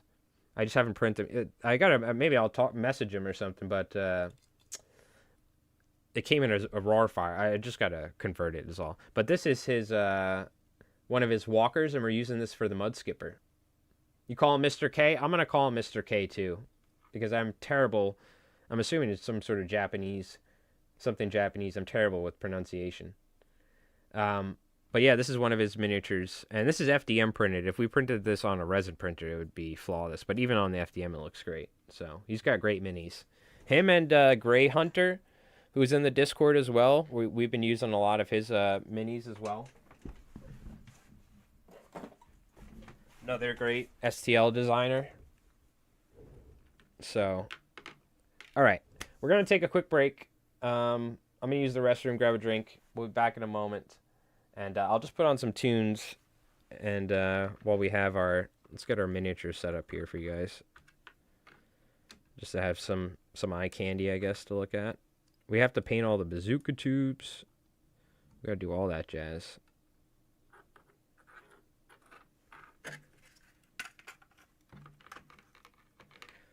And most importantly, Roberta Wells. Is K47 your first dive into Weird 2? Yes. I have done some, I've dabbled with the idea in TTRPGs, like Savage Worlds and stuff. I've, come up with, a mini campaign that I haven't run for, World War II-esque, for a TTRPG sort of setting. But I haven't done anything wargaming related. It was just one-page rules, Warhammer. I played some other games like Trench Crusade, Space Weirdos. There's a couple other games that I've played. But it's been mostly bolt action, Warhammer, one-page rules, and now Konflikt. So this is really our first foray into the weird war aesthetic and world. He's got some Japanese naval infantry. I saw ya. One thing I don't like about the Warlord designs is the cockpits and spiked feet. Are you talking about for what in particular? For the for this in particular, or for this or something? Yeah. Well, there's some interesting design, but hey, it's still 1946 and 7, so they always have revisions to make just 40 different Shermans. Maybe they'll realize after a while it's not a good idea to have a canopy here and to have why can the Kodiak Walker have completely bare face, not have a vision port, but this doesn't, So, but it's like a jump walker. I don't know. But, a couple revisions down the line, after their walker pilots get shot from Axis snipers, they can always, have the A9B version or something, right? In classic World War II fashion. All right, chat. We'll be back in just a moment. Let me put on some tunes for you guys. When we get back, we're going to listen to some Streets of Rage and keep painting, all right? Appreciate everybody tuning in as well and hanging out. Thank you again as well to Gabriel for the super chat. Very kind of you. Well, let's put the, we'll play the Tristram.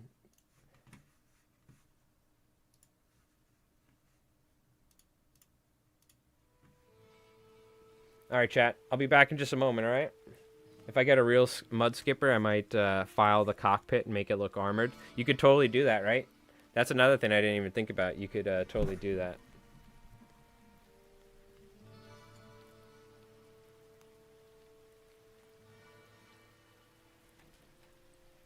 All right. I'll be right back. I'll be back in a second, chat. Appreciate everybody hanging out.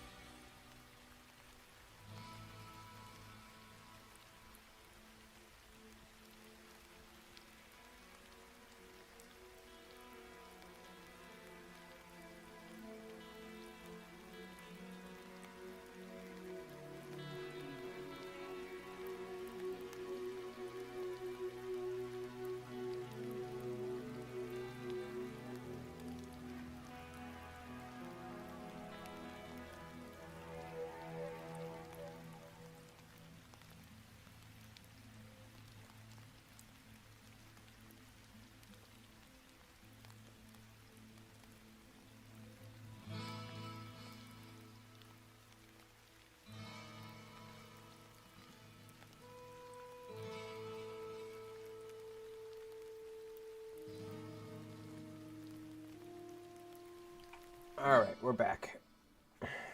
Thank you for your patience, chat.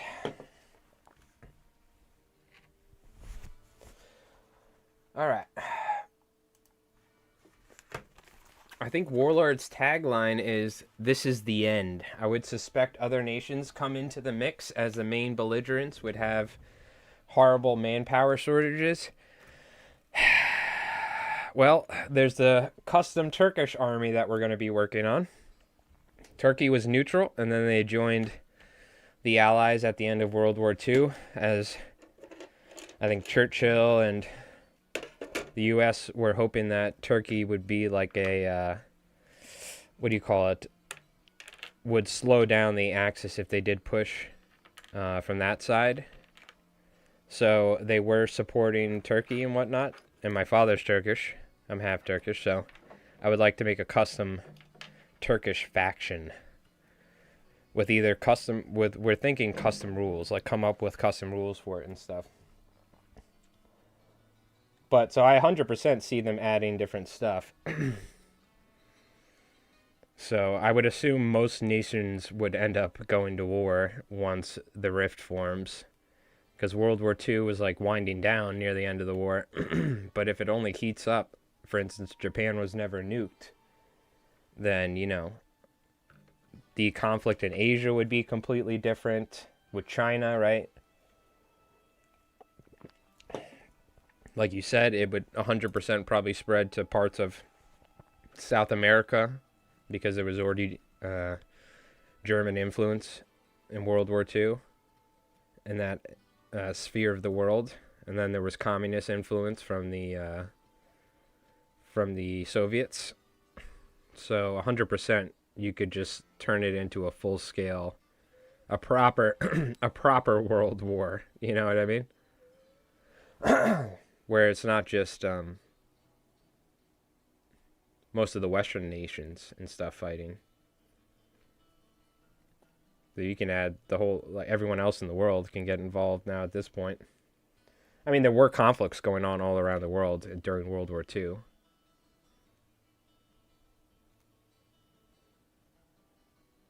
But you can definitely explore that. You can start bringing in all those things.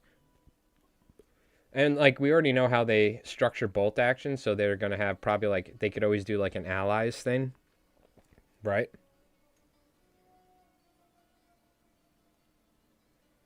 But I definitely see there being, like, they could do a Chinese army. They could do, like, the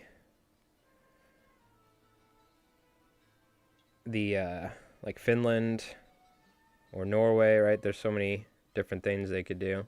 But they have blended them. Like, for instance, the Italians are both with the U.S. and the Axis. So some things are blended. So I don't know if they'll ever give them, like, dedicated rules. But there might be some sort of allies thing going on. The Swiss stay neutral the entirety forever. Nope. The Swiss will forever remain neutral. You would think surely they would join the war, but nope. There's like, they're doing banking with like Schreckwolfen and like Fireflies. Now, boys, you can't fight here.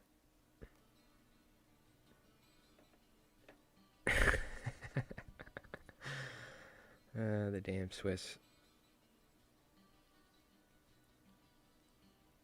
Dude, the Swiss make cool guns nowadays, right?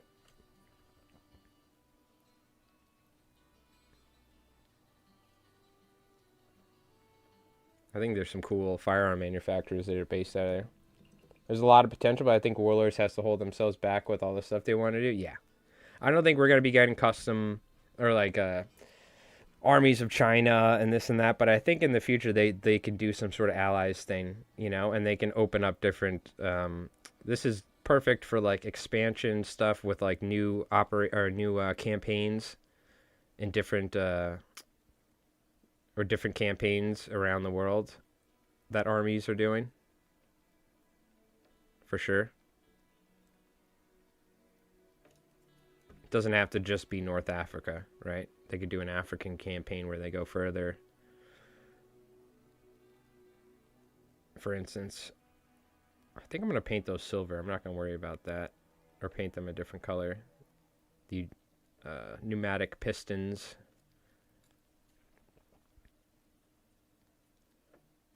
Yeah, they got a lot, right? It's very easy to just get overwhelmed too and be like, we could do everything. But they want to make sure, I'm sure they want, whatever they're doing, they want to do it right, it seems like, with Warlord, which is good. They got to focus on getting their releases out first because there's still people that are waiting for their Soviets and all this. So they got a lot of stuff they got to do before they can start getting too crazy. But I'm sure a lot of this stuff is in the works, right? They planned ahead of time when it comes to their roadmaps and stuff. So I'm sure they're already working on some sort of conflict, roadmap and all that for stuff to do in the future. And I think they see the hype with conflict and all that, and they're probably waiting and seeing. How many months has it been since Conflict came out? What was it, September or something? Is that right? Like, I'm curious, like, right now, Conflict's hype as hell. Hopefully it stays that way, too, So they're probably also trying to gauge and see. But I think they're doing everything. They want to make sure they're doing everything right. So they probably have everything planned. They're just slowly releasing stuff but making sure they do it in the right way. Everyone's happy.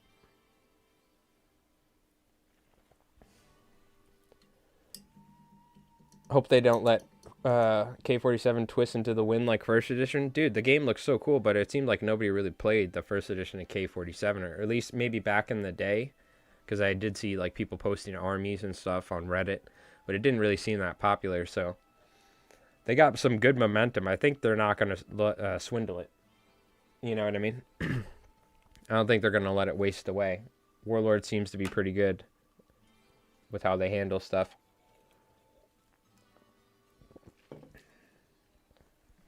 Yeah, and it helps having people like Mordian and Valrak, these people with very large followings to be able to, and they, obviously Mordian genuinely loves the game. I think Valrak loves it too. He just seems, I'm sure he's so busy, that dude. But everyone was like, first battle report and it's Conflict on his channel or whatever. But yeah, having people like that really helps too, because people like me can only do so much in the realm of get the word of Conflict out, you know what I mean? Compared to somebody like Mordian or Valrak. They're doing some heavy lifting, spreading the good word of Conflict, which is very good. It's the final campaign book. The Swiss win the war. Yeah, the Swiss end up taking over. They played the long game. I still think the first edition is a better rule set, except for not having templates. Yeah, I've never played the first edition, so. I've also heard that the first edition of Bolt Action was better. It seemed like, for me as a US player in Bolt Action, I would have had a better time in first edition. But, changes, they got to do changes here and there, and not everything's always going to be a hit, but I think Bolt Action is still in a really good shape, and it's a lot of fun. But I could see if, we came in later, so I could see if you've been playing the game for so long that maybe you're like, whoa, they changed what?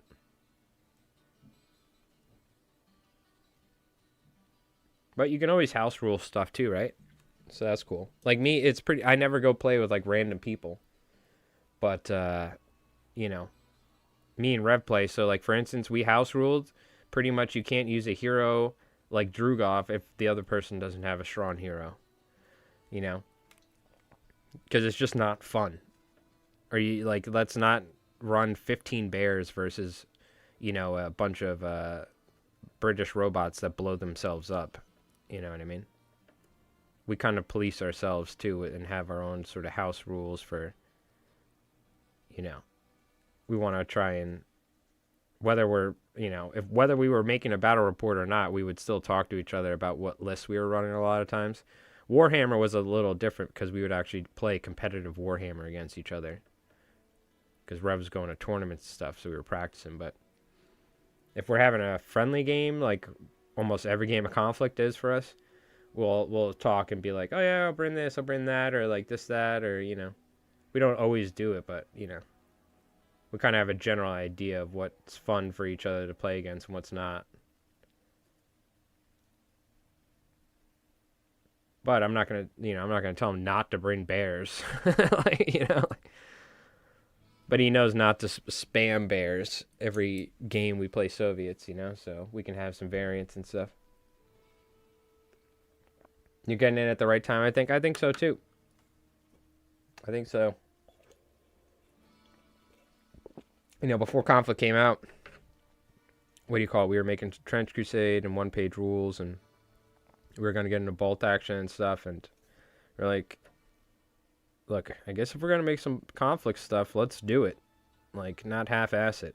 So, we've been, from the start of this new edition, we've been making videos and stuff, and it's been going well, so people seem to like it. And we like it. We're having a ton of fun. If we didn't enjoy it, we wouldn't be making videos. I wouldn't be spending all of this time, days and days, where I could be making money fly tying, instead editing videos and not making,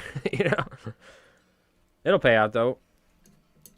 I have my other YouTube channel, my fly tying channel, and once you have a good amount of videos, that ad revenue pays off. And I don't like pump up the ads on the videos. I just leave it to whatever bone stock YouTube does. Now a little bit of ad revenue helps. It'll help pay for the minis and everything and all that, and also help pay my bills. So not only do we enjoy Konflikt, but it seems like, it's doing good on the channel, so it's just a win-win for me. Because I make fishing lures for a living, fly tying, and I make videos on YouTube and stream, so you gotta do whatever you can nowadays. But I'm just stoked that people enjoy watching Konflikt, so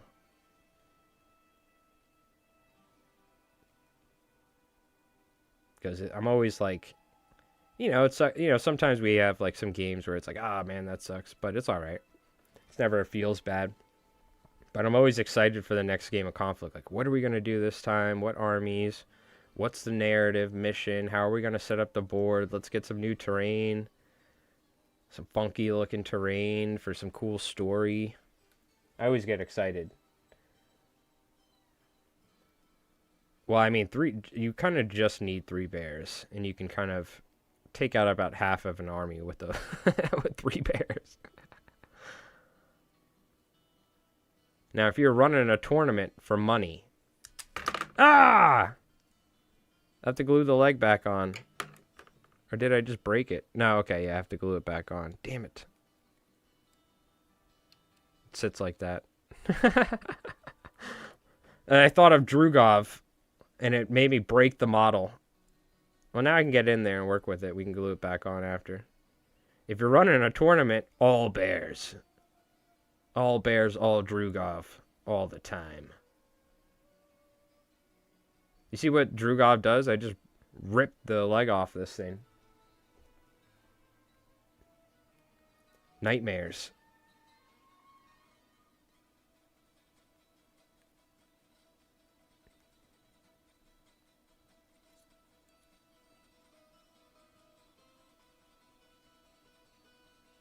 See, Drugov, just with the power of thinking of Drugov, just took out the linebacker with +3 pen. Is what he just did there. Damn you, Drugov! Even when he's not here, he's taking out my linebackers. The spirit of Drugov.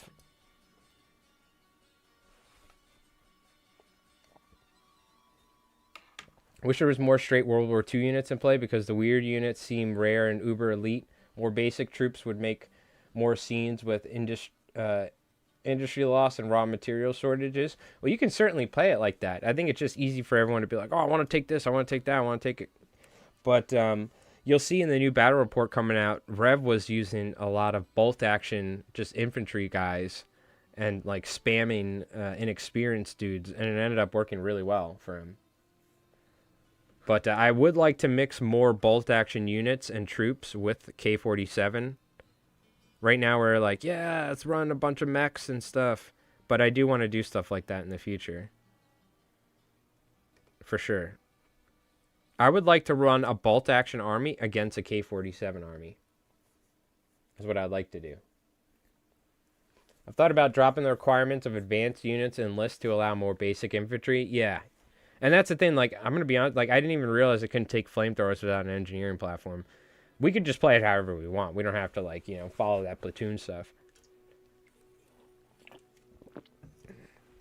If we want to, what do you call it? Play it how we like, we can always do that. Just a couple mechs and a bunch of bolt action dudes. You know what I mean? Or something. But I am going to do a video where we try and get a meta bolt action army. Whatever's like one of the top bolt action tournament lists. And we run that against a K47 army and see how it performs. Obviously, with the K47 stuff, it's going to be so OP, but I'm really curious how... Because if you take a bunch of dudes with Tank Hunter and charge them into a mech, they can take it down. They don't have to be freaking, Shrek-wolfen to do that. Rev was going to charge a bunch of green bamboo dudes into my walker, but just from the sheer amount of dudes he had, he probably would have taken it out.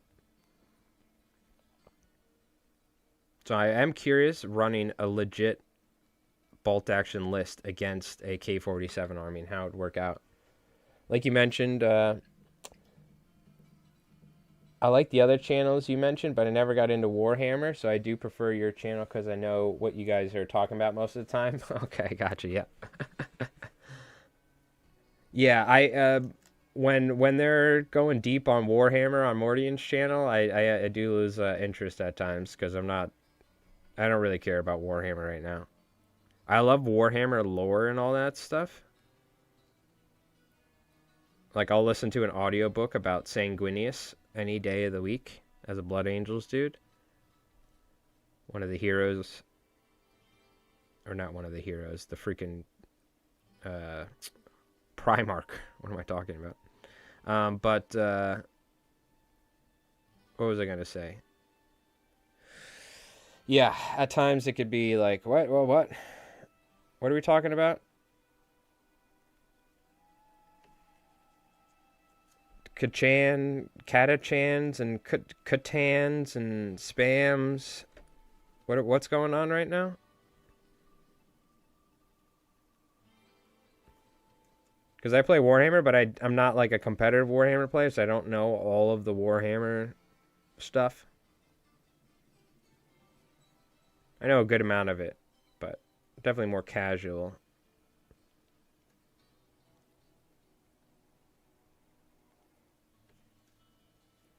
Dude, I think we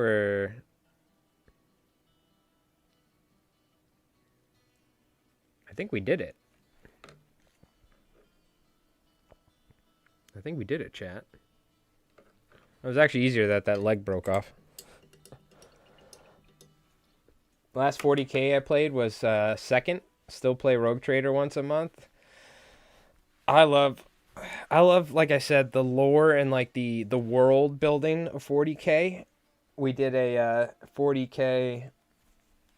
I forgot the name of the game. Wrath and Glory. I ran a tabletop campaign for Rev and our friends on Discord, and I had so much. It was just so much fun, like in that world, just running like a D&D style, TTRPG game.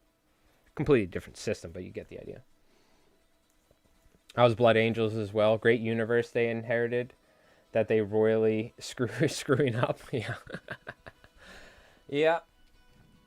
I think there's obviously some really good people there at GW, but it seems like a lot of it's just based off pure greed, corporate greed, and all that. It's just like everything. I'm a Magic the Gathering player, right? And like Lore and Eclipse, it was a good set. I really do like the set. But like coming out next, Ninja Turtles. And it's like, I get it, Universes Beyond, but Wizards of the Coast. Every like classic Magic player, and even us, we got into it around Neon Dynasty Kamigawa, so only a couple years ago. But like, I love when I think of Magic the Gathering, I don't think of freaking Ninja Turtles. I will say they knocked it out of the park with Lord of the Rings and Final Fantasy, but they were just good sets. But still, it's like, I don't know, dude. I don't know if I want freaking Ninja Turtles in Magic the Gathering. You know what I mean? I'm already playing against like freaking Spider-Man cards and all sorts of stuff. So it's just weird, like, you know, what they've done to that game. It's similar to kind of like what other companies are doing to their IPs. Just like running wild with them. That being said, it may be a fun set. It's just weird. I don't know. I miss the old... When I think of Magic, I think of going back when I went to a card shop back in like the late 90s or something, early 2000s, and I got like a 4th edition, 5th edition pack, and I'm like, whoa, the art. There's like crazy looking stuff. And meanwhile, like, you know, I came from Pokemon as a little kid back in the 90s or something. Looks like you're using the best liquid cement in the business. Tamiya is A++ all around. Oh, yeah. Except I always end up spilling some, and I dropped this one at some point and spilled a bunch. So, other than that, it would last me forever. But my own clumsiness is my downfall with this Tamiya glue. But yeah, Tamiya, yeah, the best. I have another glue here somewhere. It's crap. I got it from Michael's, and it's like a hobby glue. It's name brand for like hobbying, you know, for building airplanes and crap or whatever. It wasn't cheap. It wasn't any cheaper than this, but it sucks for models compared to this. Okay. We can do the arms and the guns.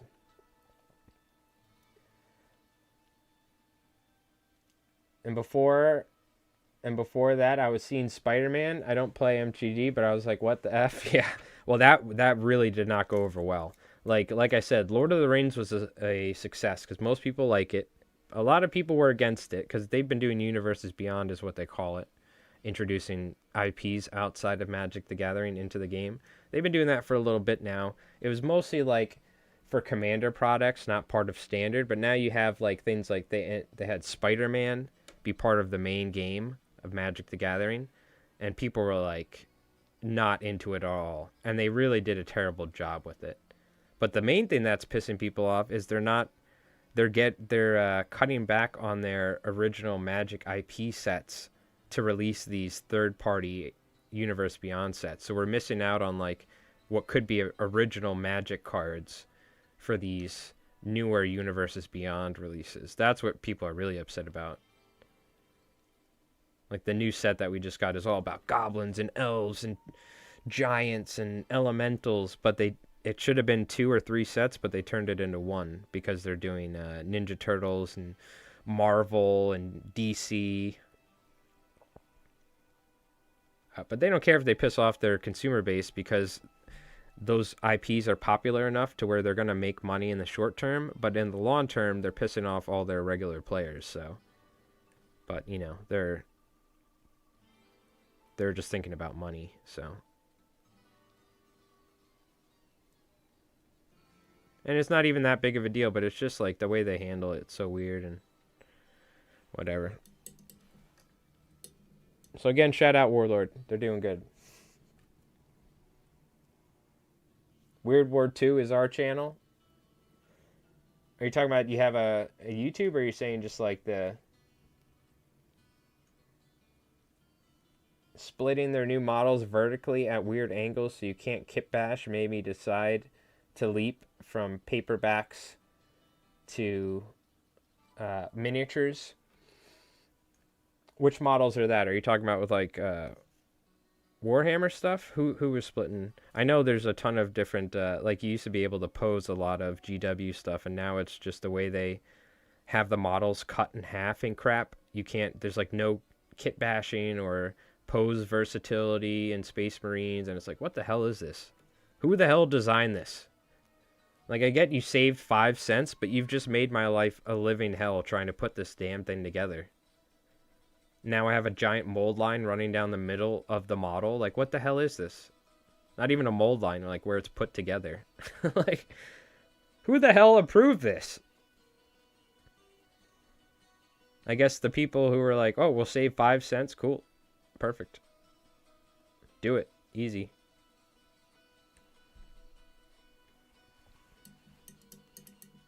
Our YouTube channel is Weird War 2. Oh, Weird World War 2. Okay, I'll check it out for sure. Thank you for clarifying that. That's what I assumed you were saying.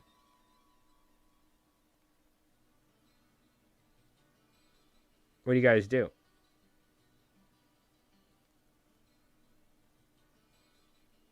What are you doing over there in Weird War 2? World War 2. I'm sorry. Not Weird War 2. Weird World War 2.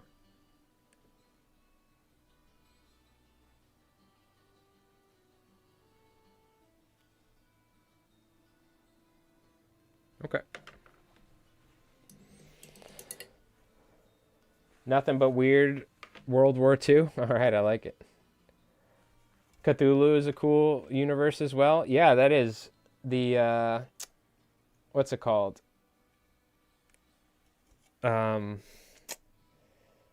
What's the name of the game? Cthulhu, it's, is it just called Cthulhu, the TTRPG game? Or is it something else with it? I forgot. But that whole sort of, like, that, what do they call it? That aesthetic. It's a guy's name. I forgot the guy's name. It's not the guy who came up with that sort of, I want to say Orwellian, but that's from freaking 1984, talking about suppression of rights. What's the guy's name who, that aesthetic of Cthulhu and, like, the freaking mysterious sort of occult? Lovecraft. Thank you. Lovecraftian. There you go. That Lovecraftian-esque stuff. Yes, yes.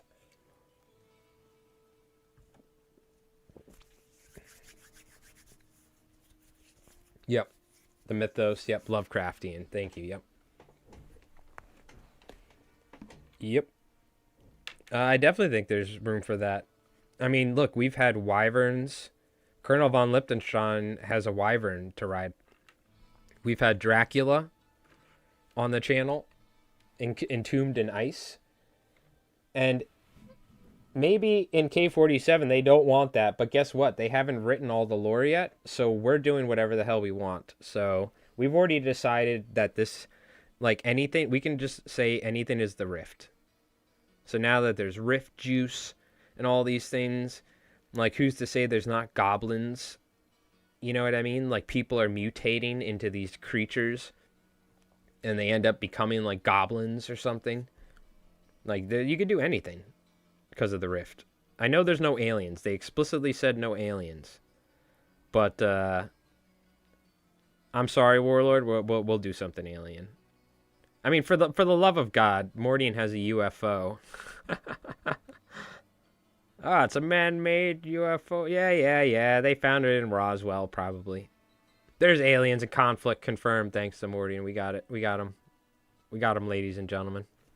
Round of applause. Confirmed. Aliens in Konflikt. Thank you, Mordian. He's like, no. Yeah, you can do whatever you want, dude. That's the beauty of the rift. Except aliens. But yes, I plan on we can have a freaking giant Cthulhu monster show up in the middle of a battle report one day. Who says not? You know, what if they're fighting near a lake somewhere? Out in the mountains, and all of a sudden there's like a rumbling and tentacles come out and start grabbing Axis and US troops. That's the whole thing, right? Once you put the word weird in it, people can't get mad at you for it being weird. You know what I mean? There's already bat humanoids flying around and werewolf guys. I know they're mutations or whatever, this or that. But our whole thing is, how did they get those bat dudes? In the MikeRollsDice Konflikt universe, Dracula fell from the sky in an icicle. Okay, I don't know how he ended up there or why, but he did. And then the Axis and the U.S. were trying to get to him. And the U.S. ended up winning, but the Axis got enough DNA to where they could make their own, essentially, spawns of Dracula. And that's where the Nachtballen come from. That's my lore, right? In Transylvania, the Axis went and found Dracula encased in ice. We have fun with adding characters and mission stuff in our games. Just yesterday, we played with a Wampa yesterday. Yeah, just call it a Rift entity. I mean, look, Little Peacock is in the Rift, and that's like the most terrifying entity of all time. So anything can come out of the Rift. The way I think of the Rift is that it's like, there's like, it could be like, you know how like in like the Warhammer universe, there's like the chaos. There's like when you travel, you can get into like the chaos world. It's kind of like that. It's almost, it could be like an alternate dimension sort of thing, or it could be another dimension that's tied to our reality that we can't see. There's so many different ways you could go about trying to rationalize what the hell's going on with the Rift. But all I know is that leads the doors open to all sorts of wacky crap going on. Ghosts, freaking any, like, you know, paranormal type crap, jinns, you know, you can do all sorts of fun stuff. Yetis, like, why not? You know what I mean? Just do it all. You can either say the Axis, you know, and their funky, what do you call it? In their funky, let me turn my mic down a little. And their funky scientists did it, or maybe it was just weird Rift energy influence. Our tagline is keep it weird, and we definitely do that. Nothing is taboo. Nothing is taboo in out weird. In our weird. Okay, there you go. Nice.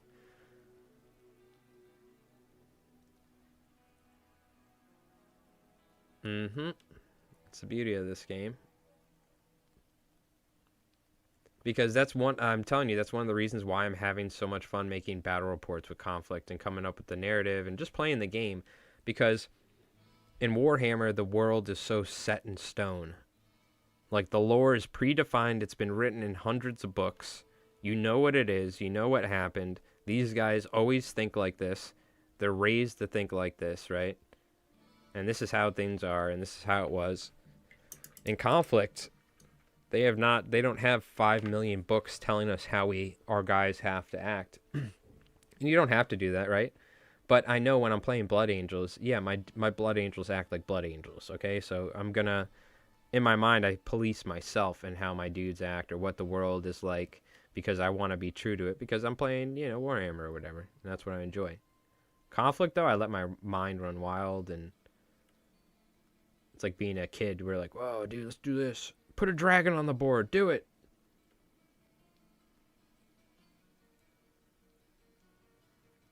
Like, it's a little bit harder to rationalize having Sasquatch in your Warhammer game. Meanwhile, if we have Sasquatch randomly show up in the Pacific Northwest when the Japanese are fighting the Americans out in the forest in Oregon, and Sasquatch randomly shows up and attacks either side, I feel like nobody would bat an eyelash. Be like, no, dude, I don't think Sasquatch exists in Konflikt. Meanwhile, we're like, have freaking werewolves. Like, yeah, okay, buddy. Try and argue that Sasquatch isn't there. Meanwhile, like, with the rest of the crap going on in this game. Good luck. Convince me on that one. I'm Sasquatching it up.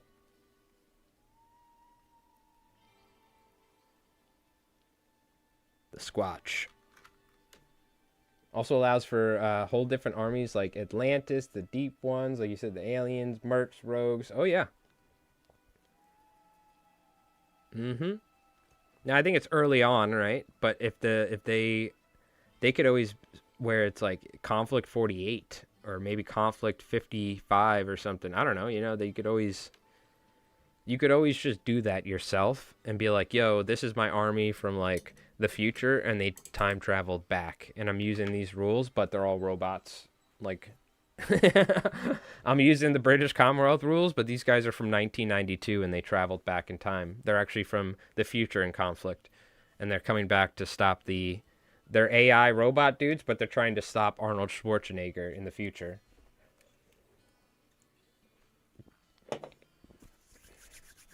Lots of hearsay in Konflikt, yep. Feels like a nice blend of wargaming and D&D when I think about it. Yeah. And that's my favorite thing. With Savage Worlds, I love coming up with world building as like a DM, and I end up coming up with these campaigns I don't even run, or like solo games for myself, but I enjoy thinking about all that stuff, and like that's where my mind goes as a DM or as a GM. So like that aspect of like kind of letting your mind run wild and like mixing that with the wargaming makes it so much more enjoyable, I think. For sure.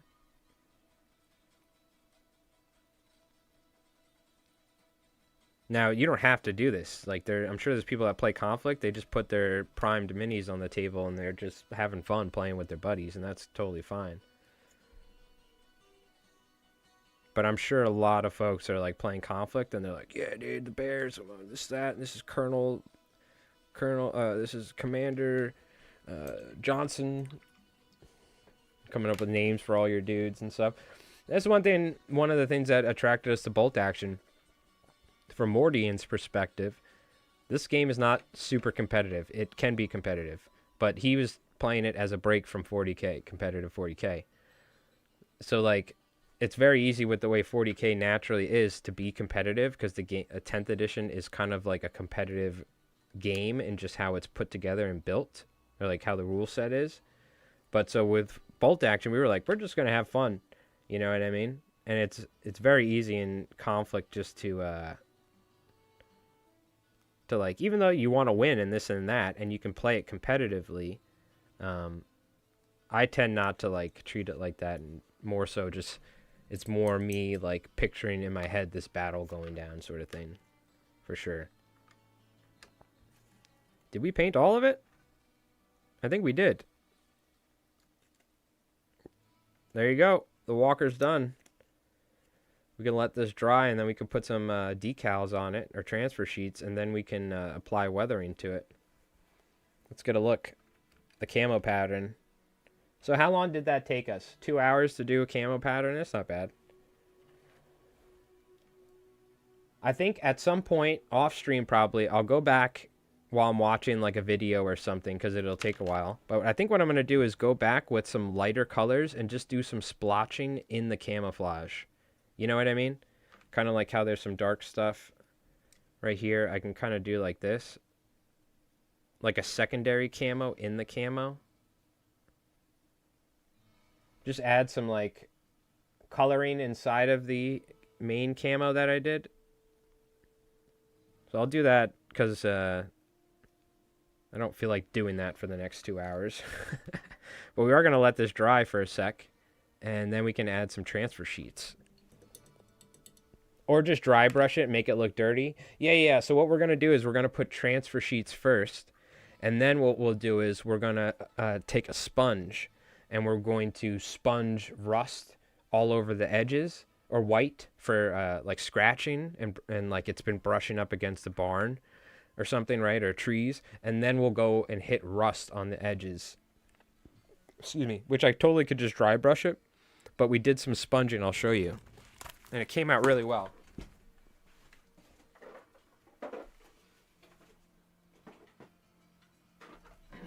In fact, I'll bring these out because we'll try and mask it or match it. But you can see these we sponged. Like all this rust here and all the white. See how it's like white in certain areas where it's been rubbing up on stuff? That was all done with a sponge. You could easily dry brush it. But it kind of gave us an interesting effect in certain areas, so. You like the paint flicker too? I flicked the paint on there. Because he punched some Japanese soldier. Ripped his head off. Yeah, we'll do that with this.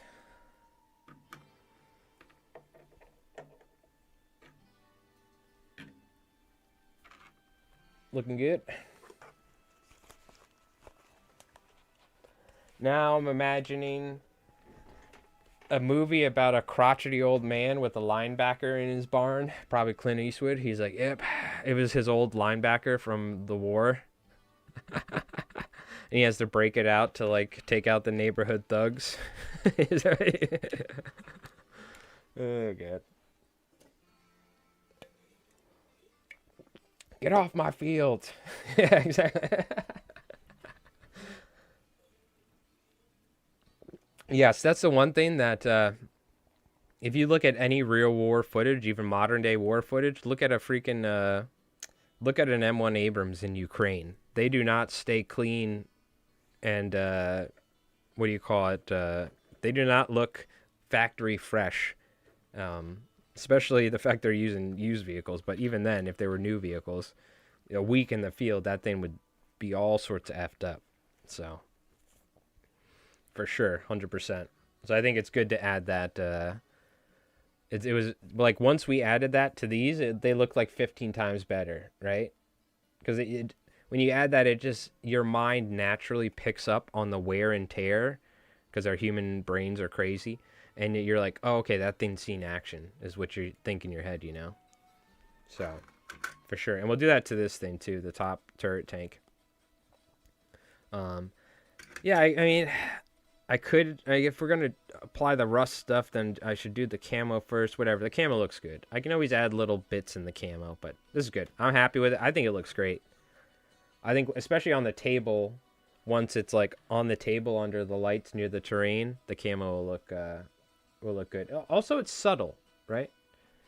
And it helped cover up a lot of this blue overglow that I painted way too much for the Tesla turret at the time. But is there any other things I need to do? I think there's like, I could paint these things orange or something. There's like some funky colors we could do before we do that. So real quick, I'm going to paint these pistons black. And we'll paint a couple other things, just some random colors before we apply the... Well, I guess that part doesn't matter because I'm not going to rust up where the boosters are, but...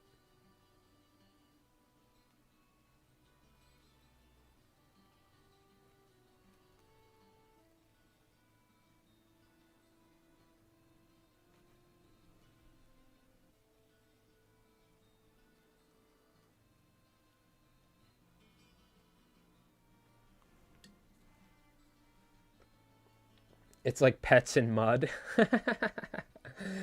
The dirt spontaneously generates around. Yeah, exactly. Exactly. Or like kids, yep. Oh, I gotta be careful. I'm gonna rip the leg off again. I'm squeezing them together while holding it. I'm gonna paint them black and then I can paint them like silver or something.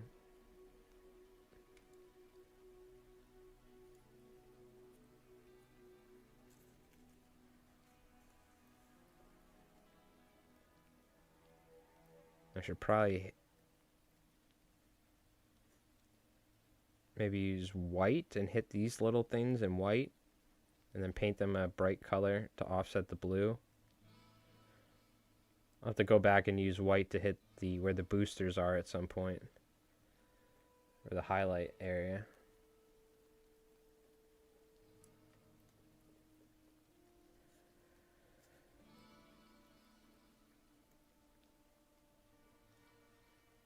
I like painting things black before I paint them silver, because otherwise they look very silver. You know what I'm talking about? I usually do black first, and then I'll go silver or something. Maybe we'll dry brush some silver on this area, so it doesn't overtake it color-wise.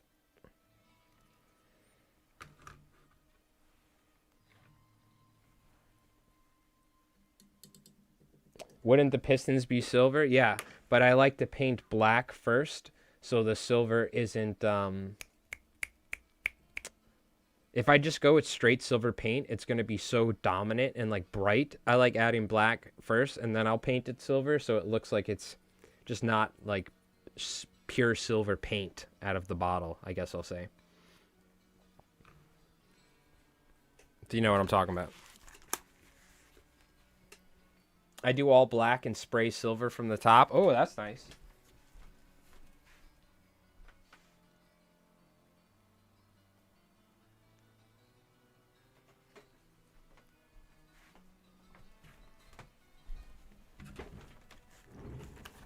Yeah, it's more so for the look of the silver. 100% the piston would be like silver and covered in and we'd be getting lubricated because there's a seal for it. So every time the piston's moving up and down, the piston cylinder obviously is full of some sort of hydraulic fluid or something. So it's hard to keep something like that painted, especially on something like this, I would imagine.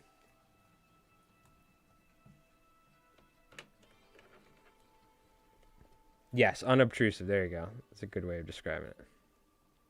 Now, I think I am going to dry brush it, though, because I don't want it to be, like, super dominant, the silver, so.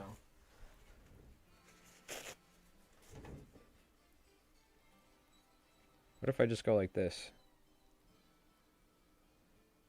By dry brush it, I mean I'm just, like, a light amount. I'm just going to kind of just roughly apply it on there. I'm not going to worry about it too much.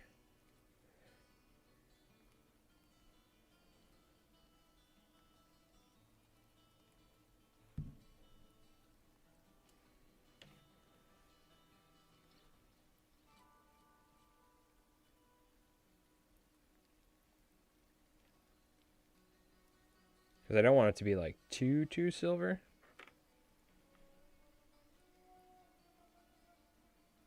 Kind of like a darker metal.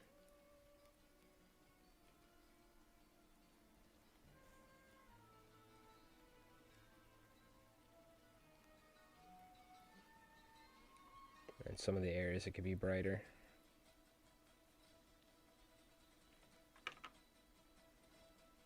These are my least favorite things in painting. I'm not a fan of using metallic paints, because now I gotta change my whole paint water. If you do cults, check out Nerd's Nerd. She is a master of weirdo. Has tons of stuff for free. Okay. Lots of dust STLs. I've seen a lot of dust stuff on Cults, for sure. Cults is one of the main places. Cults and My Mini Factory are the two, obviously. But Cult 3DS, I think it's called, or something, or 3D, or whatever.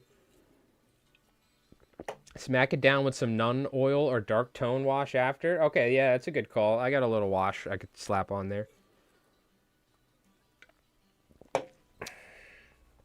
For sure. We probably want to hit the flamethrower with some silver action, because a flamethrower has a hard time keeping its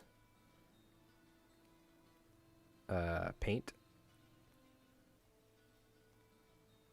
It's metallic grate here in the barrel and everything.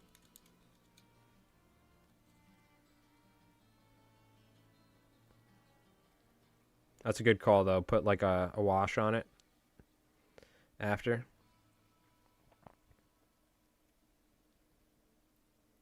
You know what I mean, though? I don't like going super heavy with the silver. I like kind of thinning down the paint. Or not thinning it down, but kind of almost like a mix between...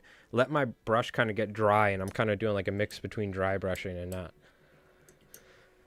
So I don't have that silver paint fully saturate everything. I guess we might as well paint the barrels and stuff while we're here.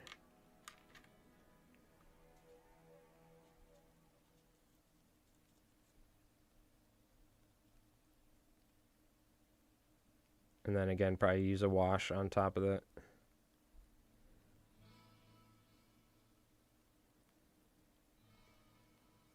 But if we just painted it like silver, because obviously barrels can be black. A lot of guns have a black finish on them. And then like bluing or whatever. But I kind of like the look of the metallic on the gun stuff, even though it's not necessarily always what it looks like. But black first, then the metallic, and then we can, like you said, put a wash on it or something to dull it down. And it kind of has that nice sort of worn down gun look, if you will. Silver speed paint is good for that. I tried the metallic speed paints a little, but I didn't really like them all that much. But maybe I just haven't experimented with them enough. I had a hard time kind of...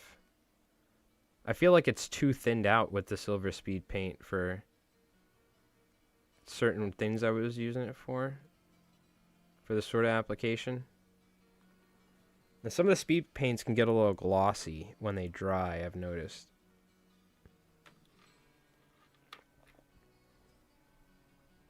And our little auto cannons. But I gotta experiment with them more. I love the speed paints, they're great.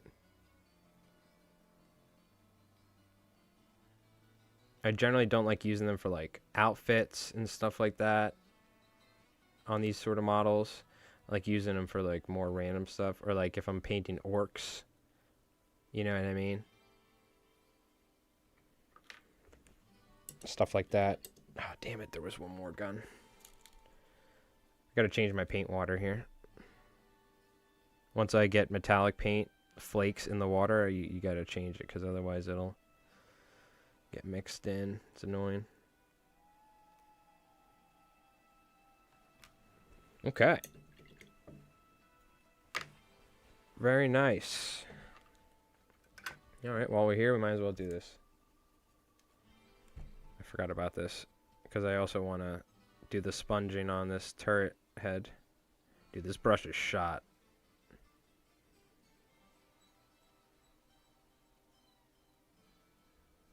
This brush is shot.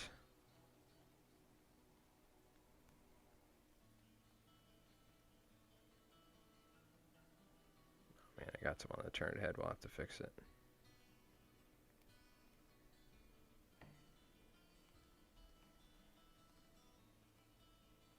I have officially destroyed this brush. I paint my walkers metallic red army.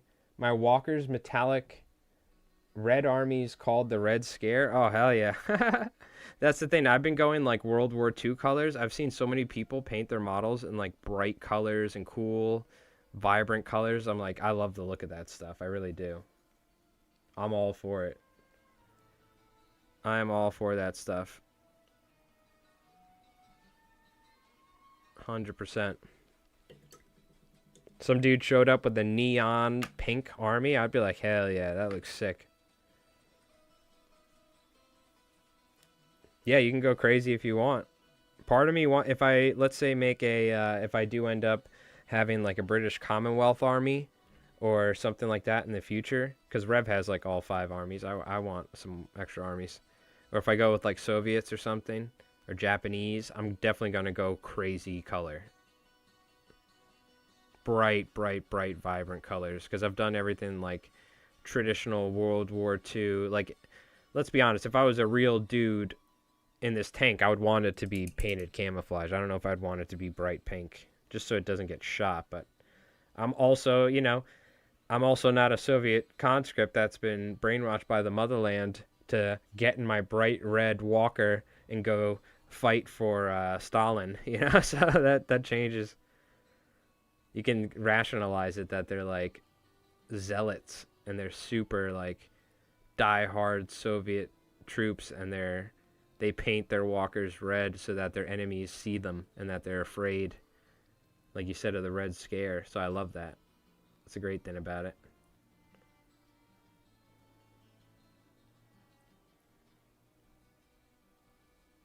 But yeah, next army I do for another or even if a sub faction in the armies I already own, I'm gonna do something bright for sure. Maybe I'll do that with my Axis monsters and stuff, like knockballing, because I have a plan for those guys.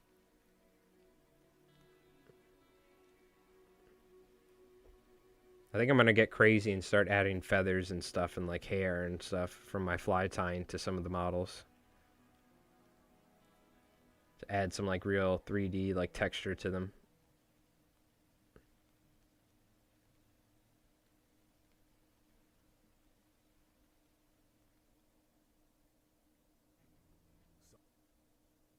We have not listened to Streets of Rage. We've been Tristaning it up the whole time. Streets of Rage, Jerry. Give me the good stuff. Give me the good stuff. Jerry, come on.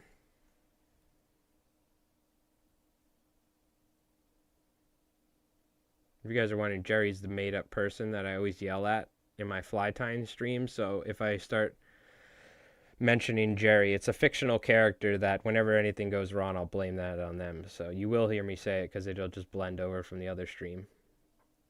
I just realized none of you know who Jerry is. I mean, it's obviously it's the bartender in our bar, I mean, of course. Hold on. Okay.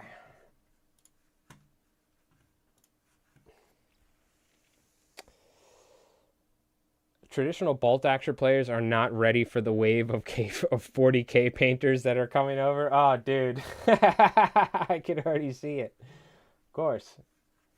Of course, of course. They're going to be like, what the hell is this? Like, Hello Kitty Soviet list? Oh, man.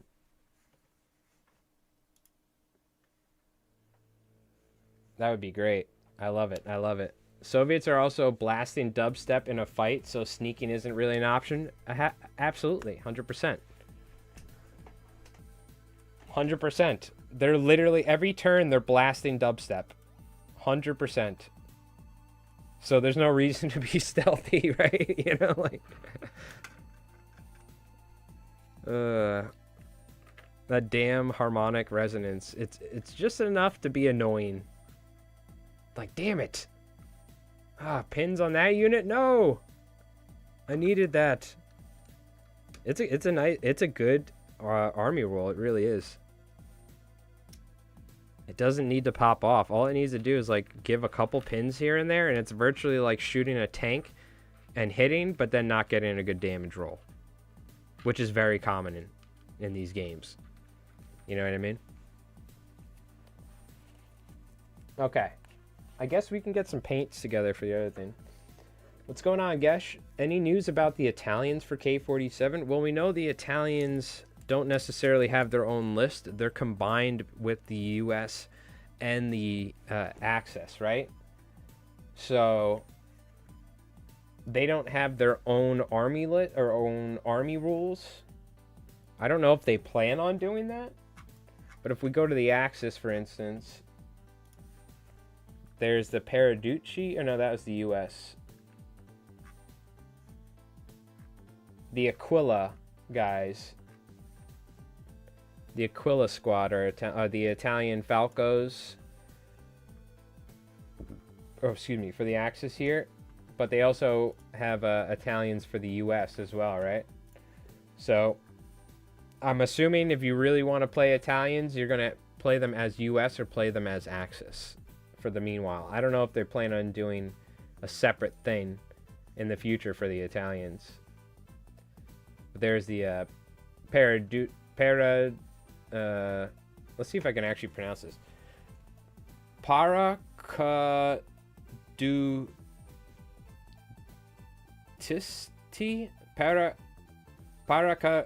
Paracadutisti? I don't know. Okay, whatever. We're gonna have to have Google help us with this one, dude. Okay, have some Italian dude slap me in the face. Every medium walker Bob's. Oh, Red Baron themed Axis is cool, Mike. Read my Air Force Walker idea. I need validation. Okay. My current plan is US Jump Walker platoon. One of each medium plus 2 Jackals painted in Air Force gray with late war decals from a P-51 decal sheet available separately from Warlord. That sounds fantastic. But the problem is you're going to be at... Are you going to be able to do 1,500 points? Or is that going to be like over? Let's take a look. You could tell a friend like, hey, look.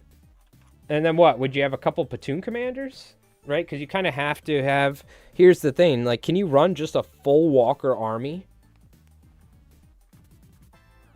Or do you need a couple, like, Fireflies or something? I forget how the platoon structure works. Can you go full Walker? Because you couldn't go full vehicle in bolt action.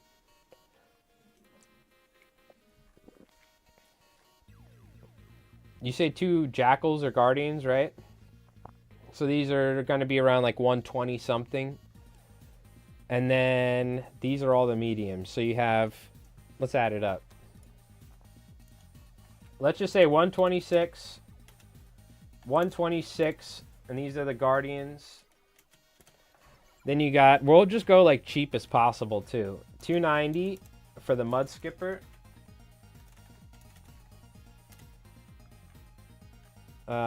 You said linebacker too or no linebacker? One of each medium. This is a medium, right? Yeah, yeah. Linebacker, 328.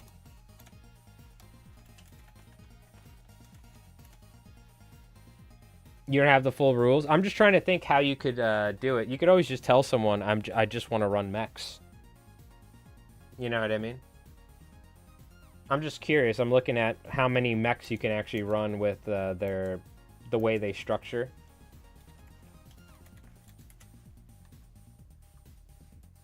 $275 for Bruin.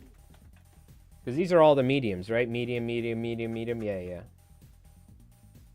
Oh, only mediums that jump. I see. Okay, so let's see.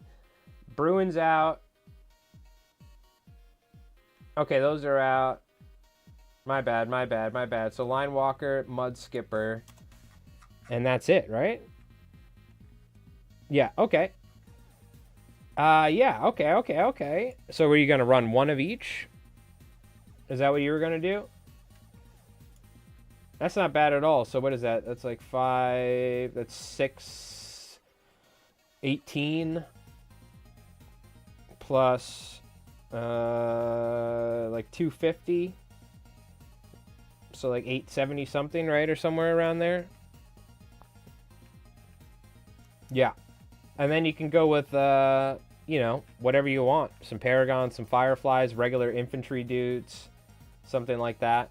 Or some other vehicles. That sounds good to me. You can keep up to half of your units. Yeah, Fireflies to go with them. You probably want Fireflies. But you can only have up to half of your units jump. So that's something to keep in mind. You can't have like your entire list. They can have jump, but they can't be off the board. You have to have at least like half of your units on the board.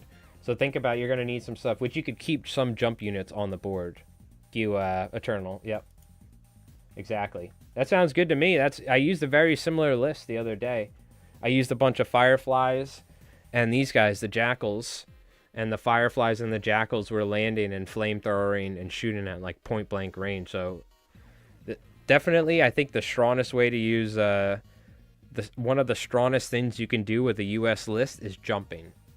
Whether it's Fireflies, whether it's the smaller walkers or the big walkers. Because previously what I would do is I would just put this on the board and move forward.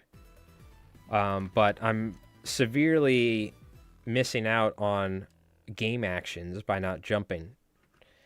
So, and I believe, can't you also just like jump with this thing while it's on the board? I always forget how that works, but either way, it's like a deep strike.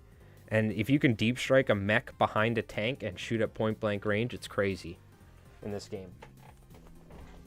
Jeeps are cheap. Yeah, you can get a bunch of like, you can get a couple Jeeps and some cheap like bolt. You can have your bolt action units or like just little army dudes and use those as guys on the board for scoring. And then you can have all your jump guys do all the action. Oh, the Guardians are an armored platoon and Jackals are a walker platoon. Okay, gotcha. Yeah, I don't think they aren't Guardians just in Commonwealth, right? Because I don't think they even show Guardians as a unit on the U.S. Army list. I think it's just the, what the hell is it called? It's the these two.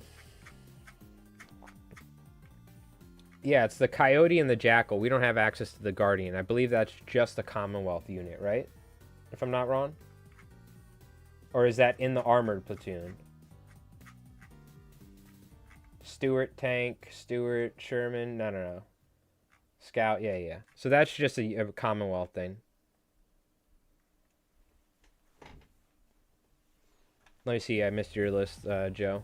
I did a Commonwealth army that is 5X Guardians, 3 Jackals, assault platoon with a Galahad officer, 2 grenadiers, a sniper and super bazooka, and a mortar. How did it work out? Look up the Commonwealth list. How did that list work out for you? Did it work good? Sounds like it would be good.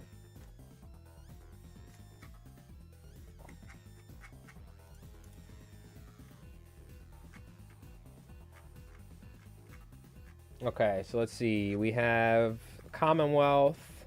Walkers, they have a Guardian. Okay, here's the Guardian.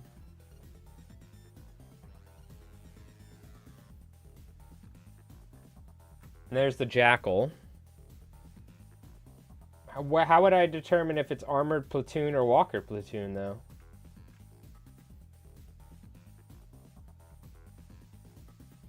I don't see anything denoting that. Or do I go down to armored platoon?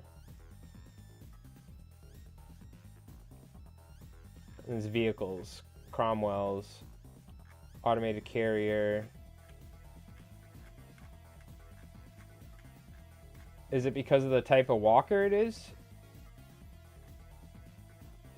Jackal's a light walker. Guardian's a light walker. Where am I? How can I tell that this is supposed to be an armored platoon and this is supposed to be a walker platoon?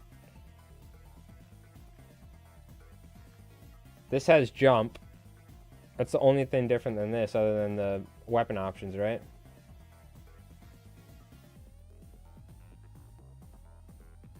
It's just where it places in the list. Okay. Well, I don't have access to a Guardian with my army, so I don't have to worry about it, but I would have just taken this part of my walker platoon. Somebody been like, oh, you can't do that. Armor platoon allows you to use 5 walkers. Okay, gotcha. Okay. Interesting, I see. I always forget about the restrictions with platoons, dude. I never think about it. I always forget about it. Just list building from the main book? Yeah. I gotcha. Well, so far I haven't made too many mistakes. Just adding a flamethrower by accident and not having an engineer squad, somebody pointed out. Okay. We gotta mix up a rust-colored paint. I have this crappy dollar store paint with a tiny bit of brown I can use from time to time if I feel like it. But we're gonna take some red and yellow and mix them together.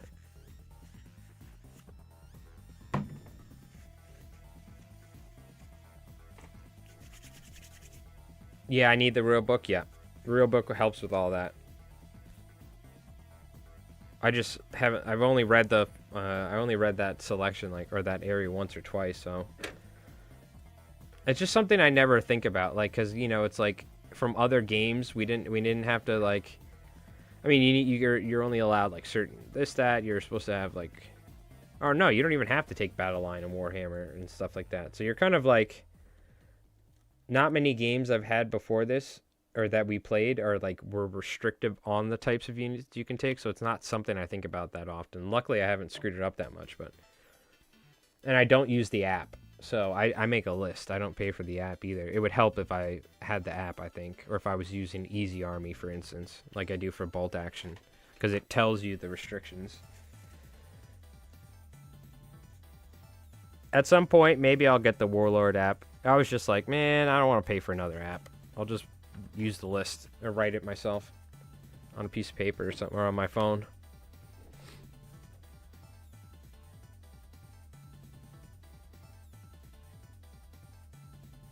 Get some orange color mixed up, and then we'll also have we got to do a brownish or a grayish color first.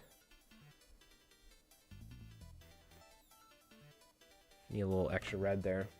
The app is very nice for that, 100%. I should probably get it at some point. It's just, I'm cheap as hell.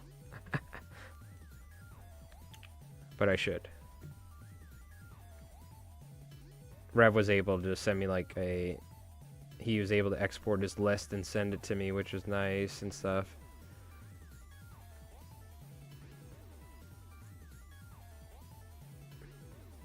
I just never have been in an official app, dude. Because 40K was so greedy, so I was was it new recruit or whatever, Is that what it's called or whatever, that one app that everyone uses? Or no, that's for the playing the game. But whatever the one you use for or list building. You know what I mean? I just do what the app tells me. That's perfect. Warhammer used to have it. It was glorious. The PDF is on sale now for $16. Oh, well, there you go. If you want to get the full rule book on PDF, which is how Rev has it, I have the soft cover. I would like to get the hardcover. That's the point if they have one. I think they do. But the full rules are on sale right now for $16 if you want to get them, Bob. I think it was Bob that needs the book, right? Yeah. Really want a Grizzly and Coyote melee platoon as well. Yeah, I gotta reread the Armored and the Walker platoon just to like get a fully good grasp on all of that. It's been a little bit. Okay. So Brigade Gray, tiny bit, because we're gonna add scuffed areas.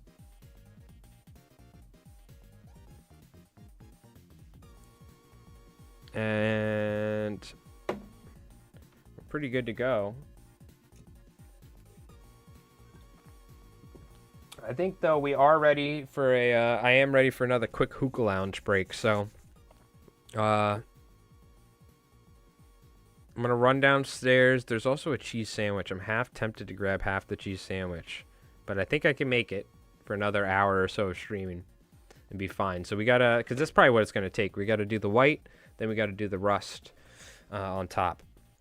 That's the idea. But real quick, I'm gonna go hit the restroom real quick. I'll grab another drink, and we'll keep on working on this walker here shortly. So I'm gonna do the PDF when I buy my decals. I would like the physical copy though. Yeah, I really love having a physical copy of the rules. It makes such a big difference for sure, especially when you're playing the game. It's just so much easier as opposed to looking through your phone. Because as somebody who spent the entirety of Warhammer looking through my phone to play the game, it's nice having like a real book, you know what I mean? Stuff like that. Or like, you know, for all my army stuff in Warhammer, I always had to have my phone charged and looking and this and that. My phone was dying. It was so annoying, but all right. We're just going to take a quick break, chat. Don't go nowhere. Appreciate you folks hanging out.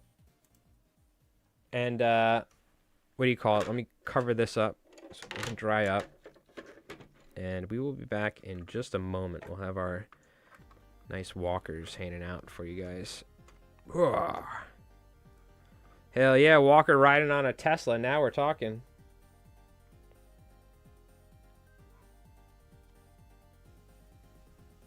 Now we are talking. Mobile PDF does have word lookup though. I didn't think about that. That is true.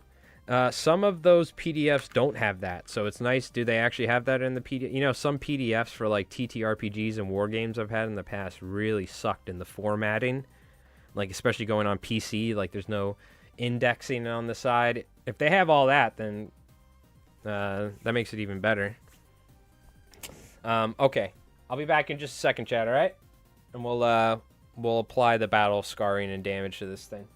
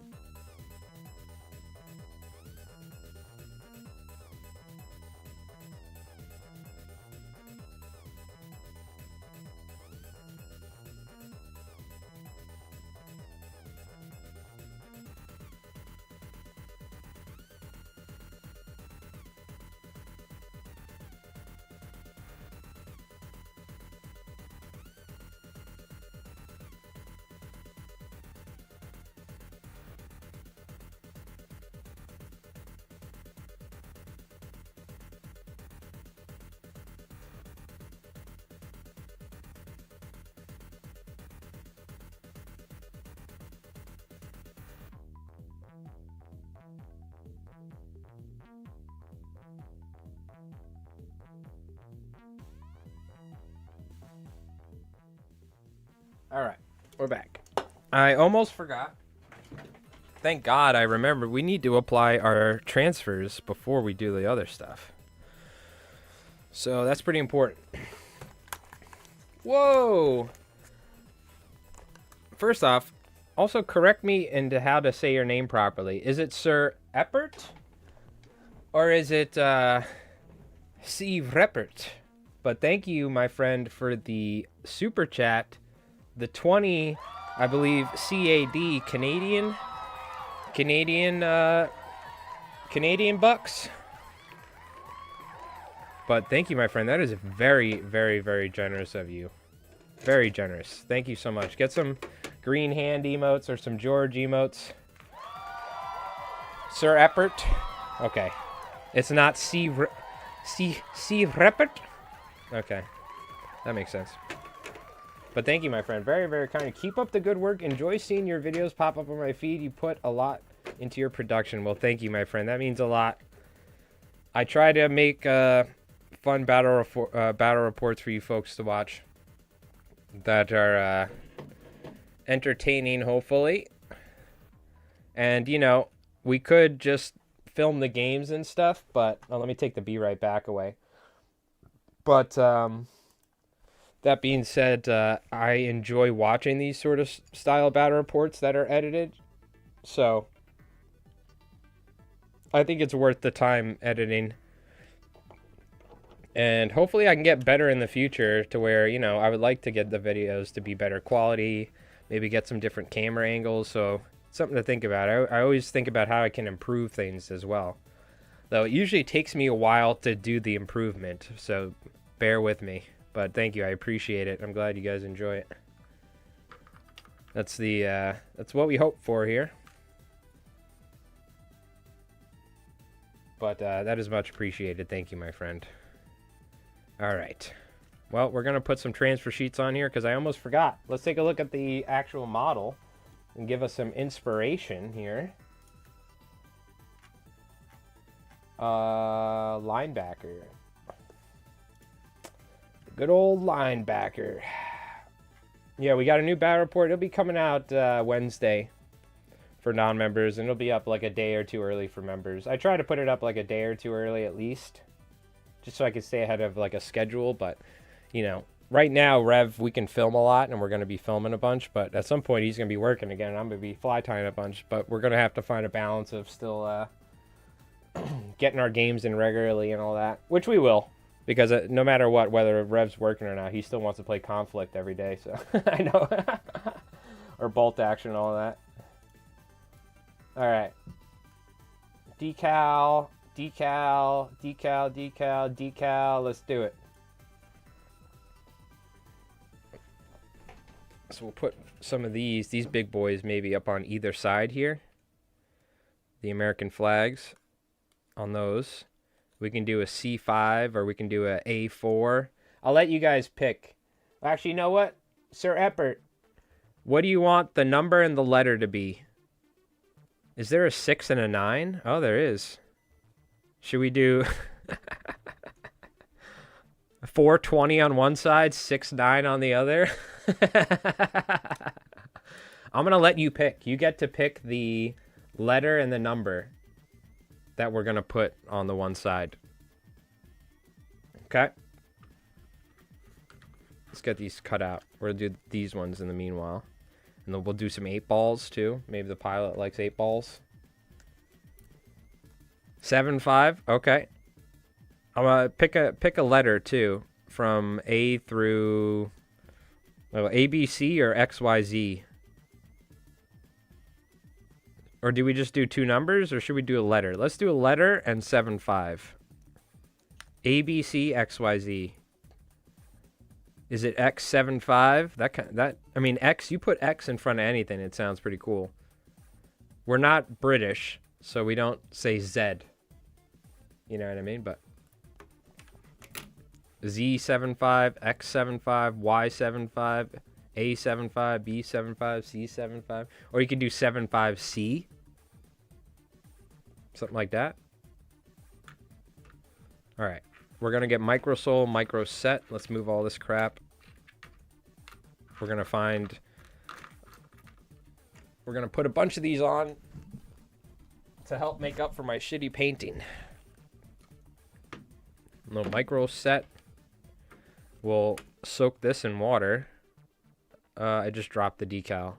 No! All right, hold on. Emergency! I have to go empty the water. No!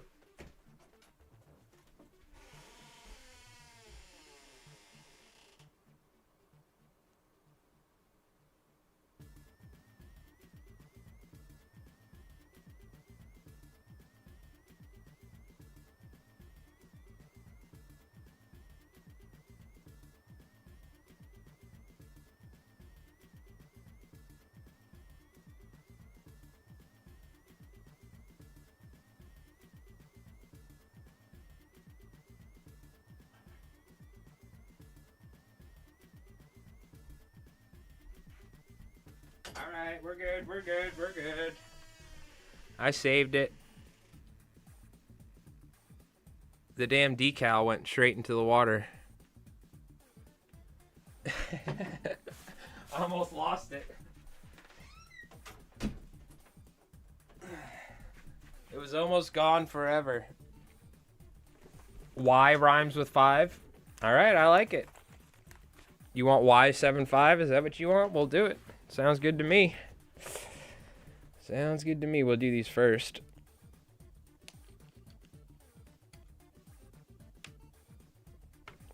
Or we could do 7-5 on one side and Y something on another. We could do it on both sides.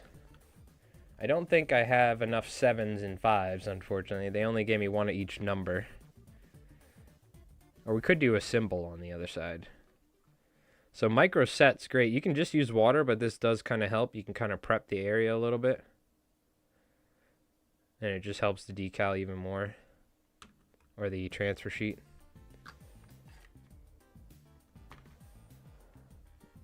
If it was one of those troop decals, it would have been a goner. Yeah, exactly. 100%.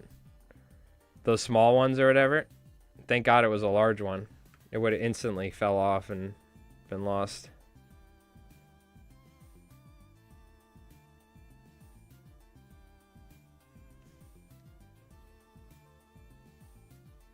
Looks pretty good.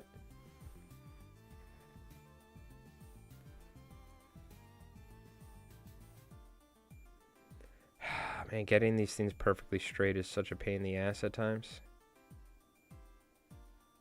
You almost just kind of need to send it and just be like, all right, whatever, that's good.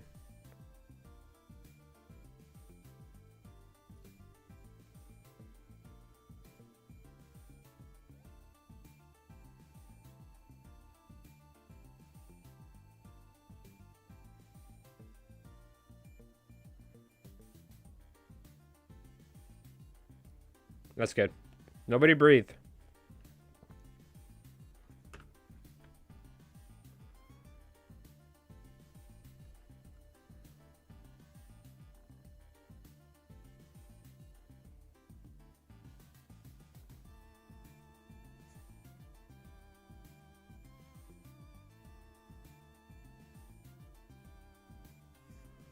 Looks good. Let the OCD flow through you. I can't. I will literally spend 5 hours doing it, and I can't. There's something that we do in fly tying where you spin. This is deer belly. This is the belly of a deer, the stiff hair.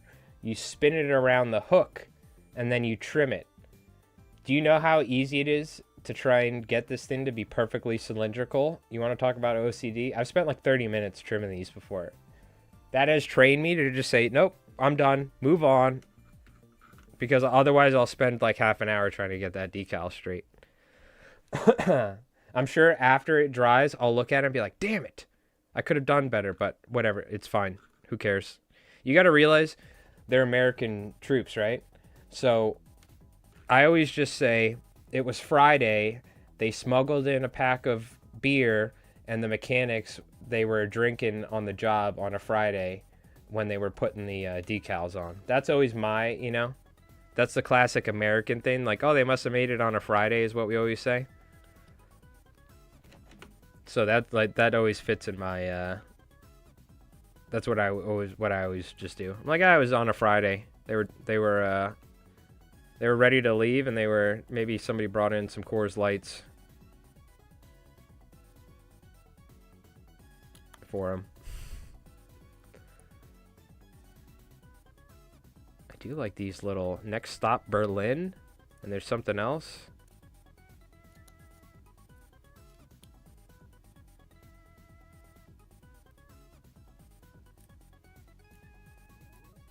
I don't know if I'm going to use both of these. I might use one. But I want to get this Y here. This faded Y looks cool. So we go on Y75? Is that what we're picking? Maybe we just do Y75 on one side and we do a symbol on the other. Or something.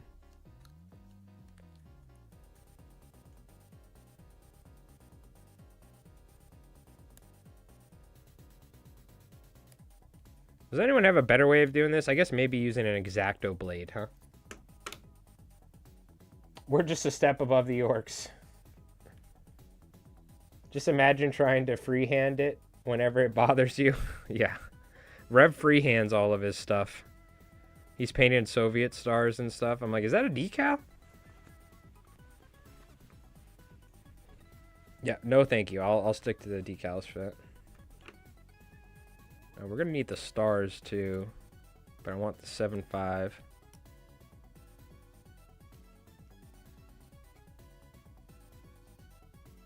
Yeah, probably using X-Acto blades better. I don't think mine's sharp enough to accurately cut this, so I'm just using my Fiskars, which are my preferred fly tying scissors.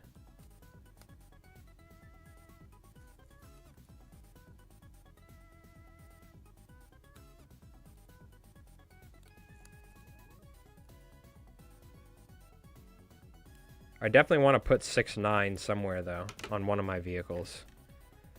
6.9 and 420. Hobby knife? Yeah, the hobby knife's probably the way to do it. God, the white balance is way too hot there. 7.5 is what we're looking for, a 5. I might as well cut out the 6 at the same time, I guess, huh? Oh, now we have to do 6.9 on something. Should I just put 6.9 on the front of the, what is it, the Kodiak or the Grizzly, whatever?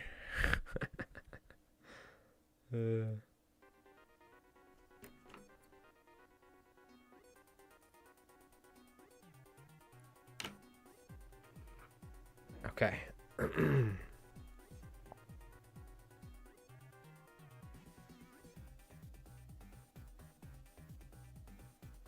I just kind of leave them in like a little puddle of water on my desk because I have this little hobby station. Loosen them up like that. Okay, Y75. You don't have a pile of 300 blades for your hobby knife? No. Legal states are the place to be? Absolutely. Shout out New York. Other than the fact that New York sucks in like 1,500 other ways, at least I don't know if we're talking about the same thing, but I think we are.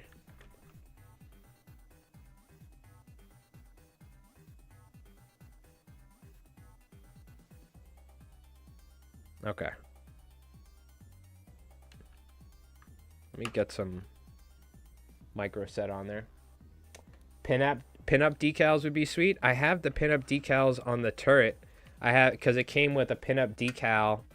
Is it on here? No, it's on the turret of the tank. There's like a pinup of some, you know, some chick or something, like Air Force style on the top of my bolt action turret. I don't have one though here. I could. They sell them. They have stuff like that. I don't know if you can buy the decal separate or you have to get that kit, for instance, but I do have a pinup on the top of the bolt action turret.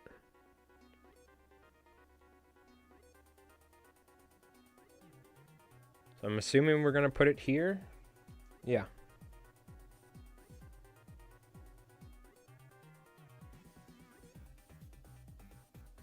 Come here, you bugger. Come here. No! Screw you. I just folded the decal in half, the Y. Oh, God. There is another Y, but that was extremely unfortunate. Am I going to be able to unfold this? That's annoying. It, like, folded in on itself. You know what I'm talking about?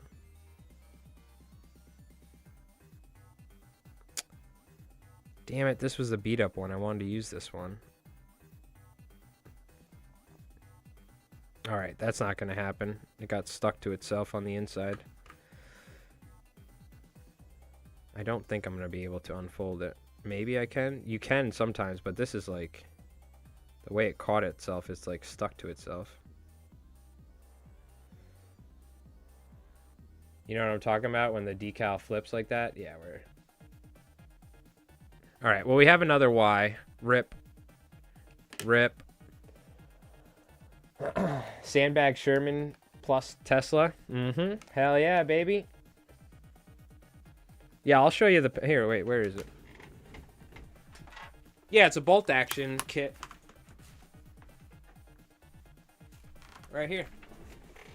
This is what comes in the U.S. Starter Winter Bolt Action Kit. There's your little pinup girl right there.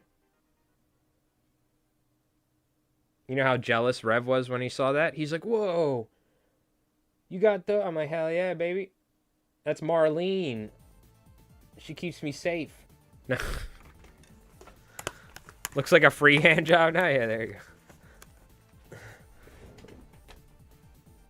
So they definitely sell pinup decals. I just don't know if they sell them separately or if it's just in a kit, for instance.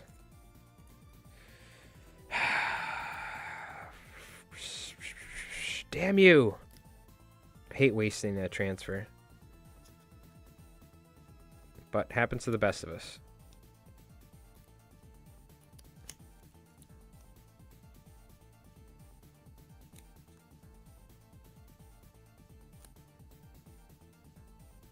Yeah, that, if you're wondering, I know at least where that decal or transfer comes from. It comes from the U.S. late war winter bolt action starter army. It's like 100-something bucks.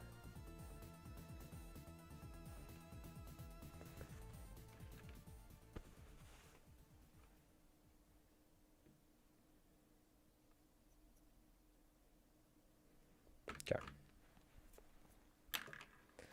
Let that soak for a sec. We could do 7.5 in the meanwhile. Maybe I'm going to take the sheet off the table and put it on my hand so it's easier to get the 7 off.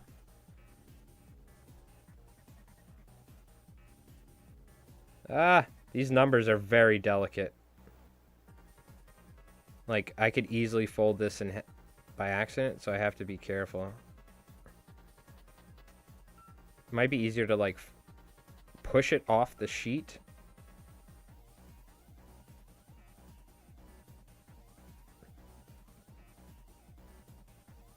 Okay, we got there.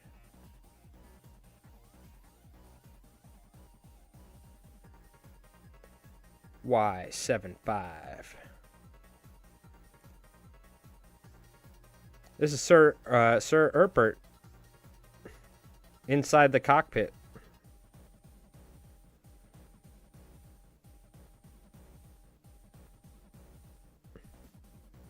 Yeah, that looks good. Tilted. Okay.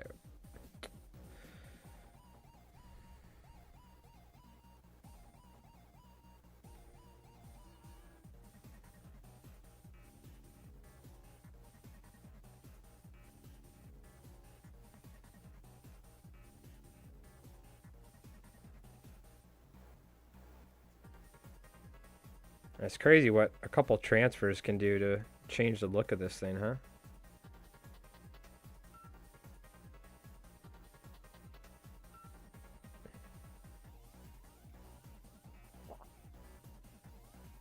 Don't know if I could away those with my Axis. You could put pinup on Axis. You just need to find Axis looking pinup girls. Was that just the United States thing? There's no way. Yeah, maybe it was.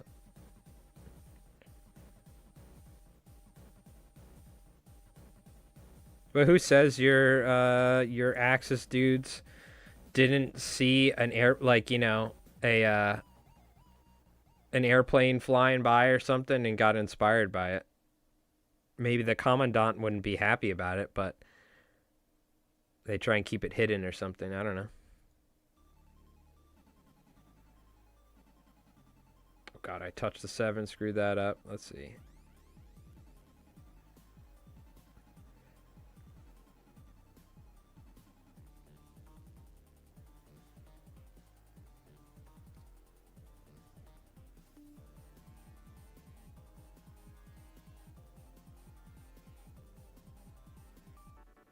Come on.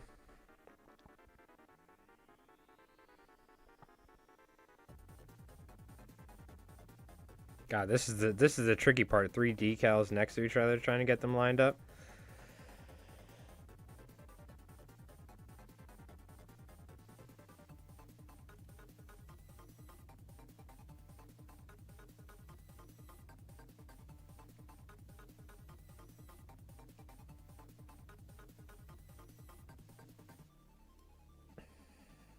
Ah!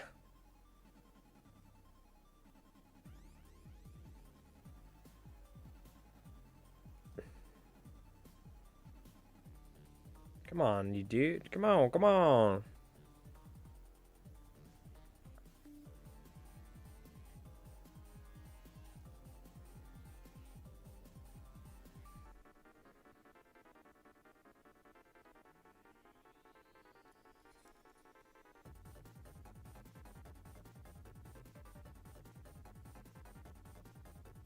Sorry, I'm like not looking at chat or thinking about. I'm trying to get this damn.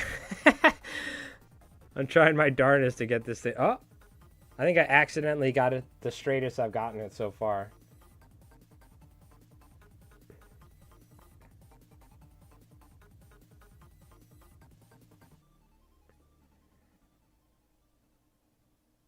I just want that Y to be a little bit further to the left.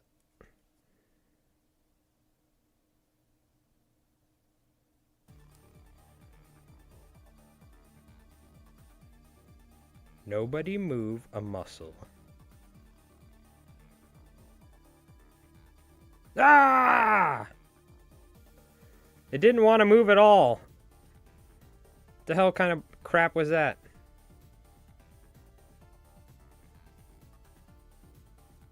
This is the real battle of Konflikt.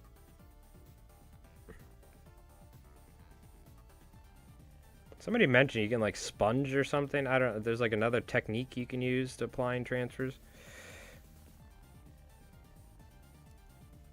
Alright. Alright. Alright. Alright. I got greedy. Alright. I see how it is. The punish is real.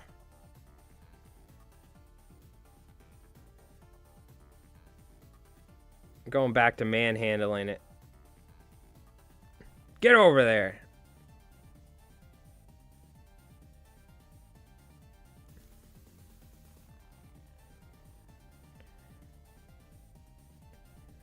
Just down a little. Nobody. Ah! Too far.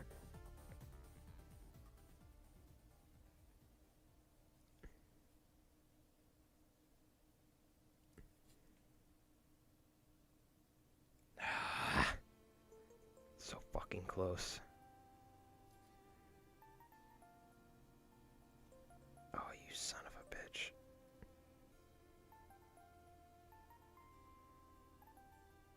I'm like trying to get it in my mind what is perfect.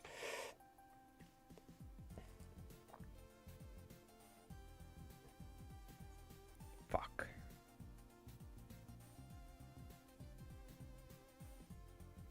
Needs to be a little closer this way.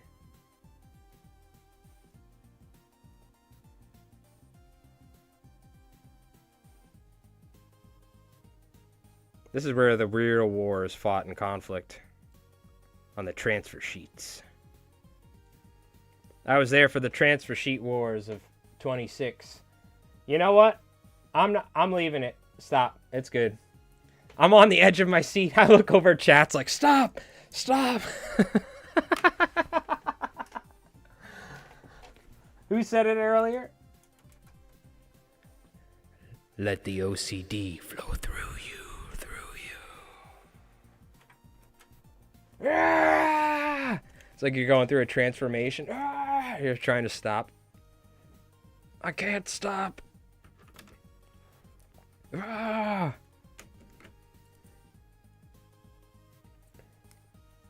I'm just gonna cover it up in mud anyway. Yeah, but it was straight before the mud went on there. That's the most important part. Okay. It was clean. It was good when it left the factory, all right? That proud American factory worker in Detroit who put this linebacker together, knowing that he's helping to stop the spread of communism and fascism across the world for good old Super FDR. He put that decal on there with love and passion before the linebacker pilot was shot with a Schwerfield cannon and attacked by super bears, okay? Don't forget that. Now chip away at it. Yeah, scratch the shit out of it. Like fucking just take an X-Acto blade and just completely destroy it. Yeah. Perfect. Hell yeah. Mm-hmm. Now we're talking. Let's get an 8-ball.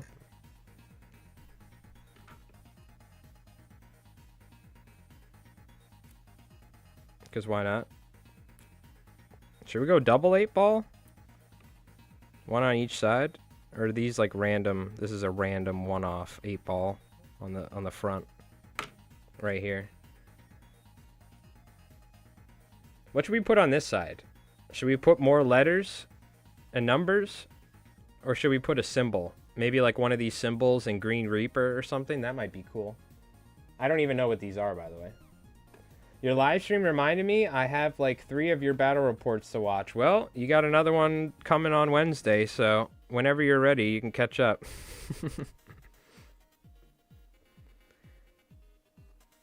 Next one's coming out on Wednesday, and we're probably going to be filming another one here soon, so you'll have a nice little backlog, hopefully. It's always the best when you're like, oh yeah, I gotta watch, there's some videos I gotta watch from this channel. You're like, oh dude, there's like 4 or 5 of them. I can just sit here and like, I know what I'm gonna be watching.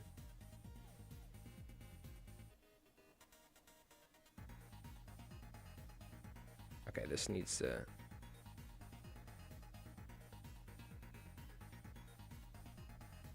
There we go. Very tricky.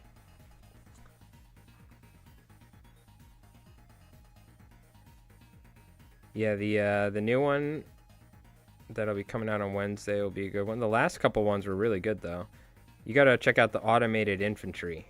That was probably one of my favorite videos I've made in a while. It was our debut of the British Commonwealth on the channel.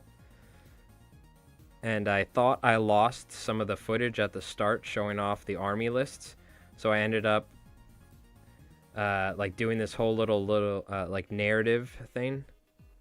And that was a lot of fun. I had a lot of fun with that battle report in particular, editing it. So that's a pretty good one. They're all good, but hopefully.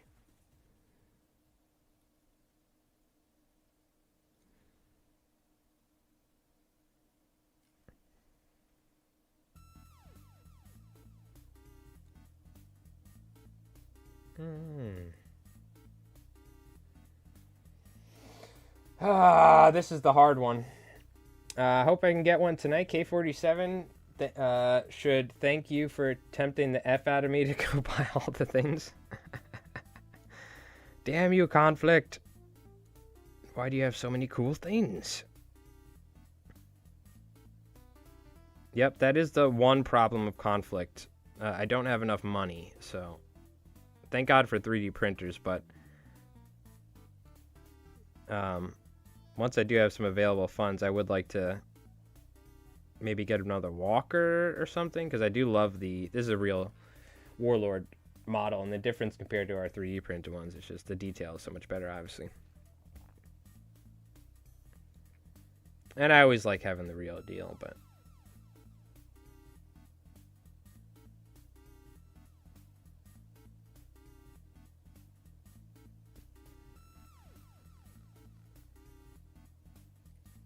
oh my god, dude, I think I had it and I ruined it.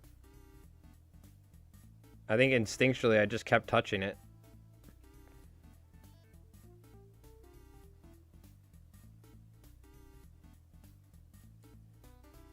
It's hard to tell, like, where the fuck is my center? Is it on the middle of this panel, I guess, where the rivets are? Alright, I mean, that looks decent right there.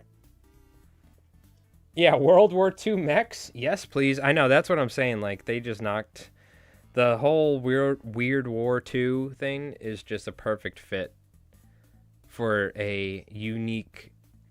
You know, it's something different than, like, futuristic warfare, like 40K and all the other stuff that people do.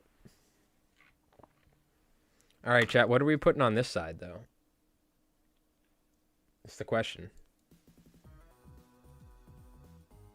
I say we put, we're going to put another decal or two here on this side, and then we could start roughing it up. Oh, I think what they had, let's take a look. Oh, up on this shoulder pad, they have someone was here or next stop Berlin. We could do one of those. Should we do next stop Berlin?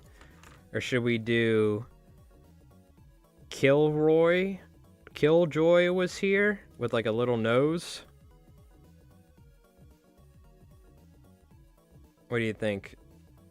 I'm thinking of putting like Happy Zapper or Green Reaper, maybe Green Reaper, and then one of those symbols. I don't even know what these symbols are, by the way, but a Nachtjäger pinup. There you go.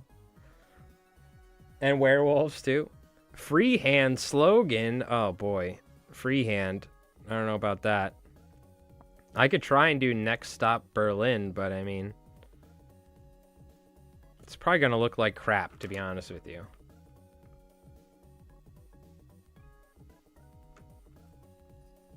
Let's do the Killjoy guy was here up on the shoulder pad. You want me to try? I could try it. We could try and paint next stop Berlin and not use the decal. I like that. Next stop Berlin. That sounds like a something you paint on there. Colonel von Liechtenstein pissed him the hell off when he sees it too.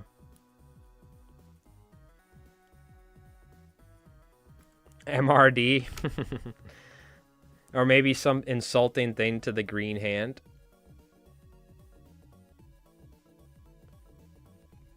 Mm-hmm.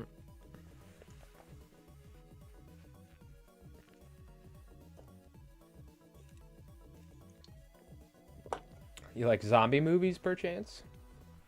Or are you going to talk about the Nazi zombie movies or whatever they had?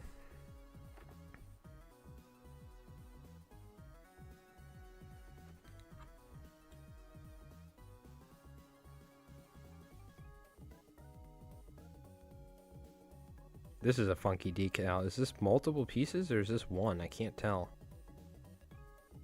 I gotta let that soak. Alright, how would I even be like... It's gonna look like shit if I freehand it, but we could try it.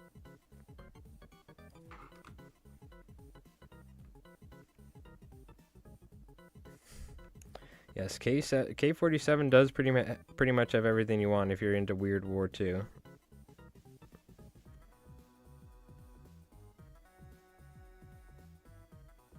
Oh, this is one piece. Okay. Oh, I got to be careful then. Can I like start it like this?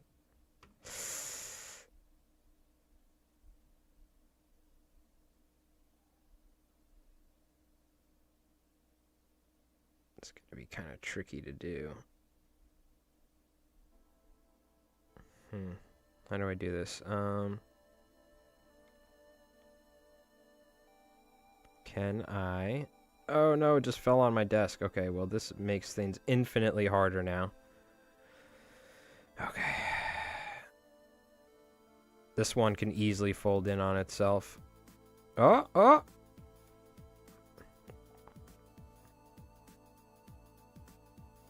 Oh my god, somehow I did it. Thought that one was a goner.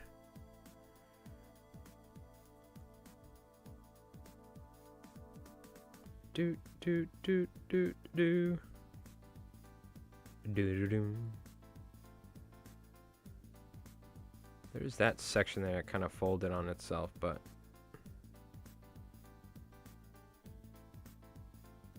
whatever.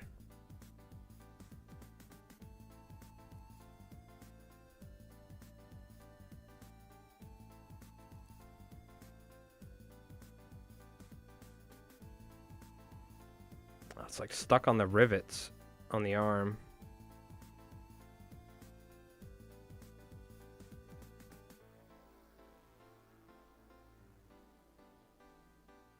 It's all right though.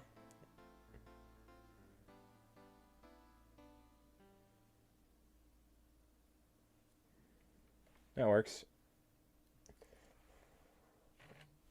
A one-piece flag? Don't do it. I mean, now you got me wanting to try and freehand it.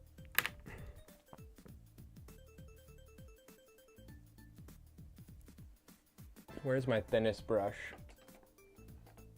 And then when it looks like shit, we can all blame Rev. So it's a win-win for me.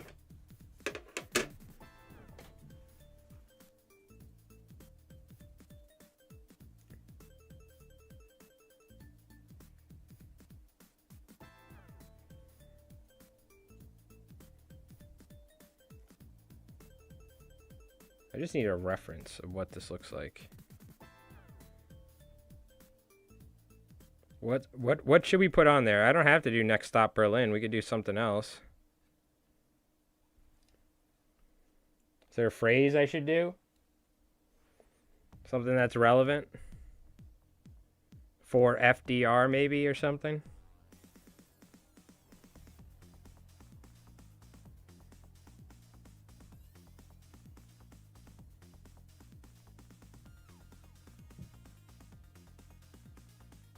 I'm just like picturing doing it in my hand and what it would look like. Because you kind of want it to look like it's just written on there, right? Just write Action on the front because it's a warning. Yeah, but that's German. Maybe like if it was an insult in German because a German or like, you know, the Green Vault would be reading it. But I feel like it's got to be something in English.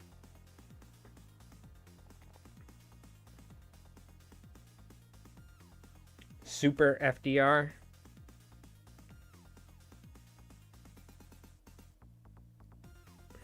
What would a pilot of the mech write on there?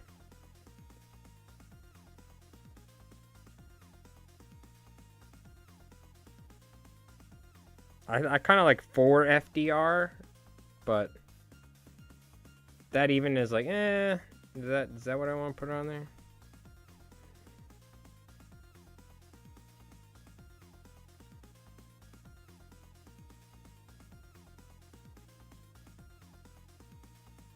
Doing a little test, seeing how controlled I could do it. I think I could do something. I don't know how good it'll look. We'll see. What would FDR do? You just did it. You solved it. Thank you. Round of applause. I'd rather be fishing is a very good one. I do like I'd rather be fishing. I think that might be in the back somewhere where it's like a license plate. But I was looking for something simple. Round of applause. Sir Eppert, knocking it out of the park. What would FDR do? I think that is a great... Should I do it like here along this ridge? I don't want to do it big. I want to do it small. Or should I do it large? Should I do it here? Should I do it here? Where do you guys think I should do it? Up here or down here? I think, well, let's practice. Let's practice right now.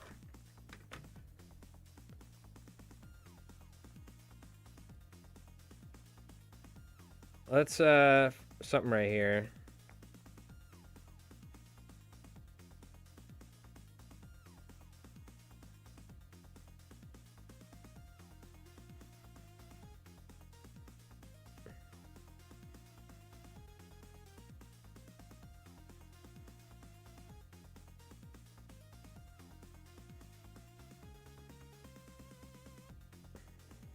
You sold me on the I'd rather be fishing.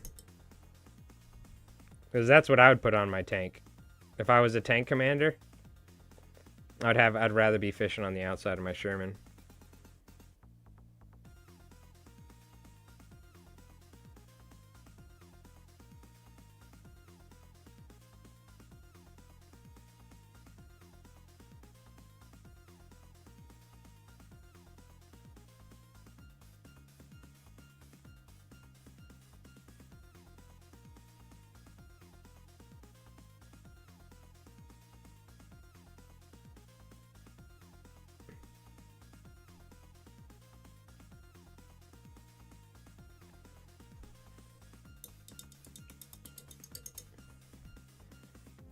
This will give me a little practice for what would FDR do on the Walker.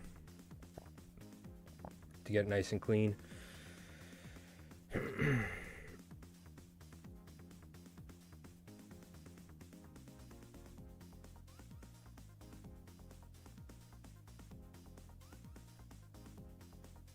Oh.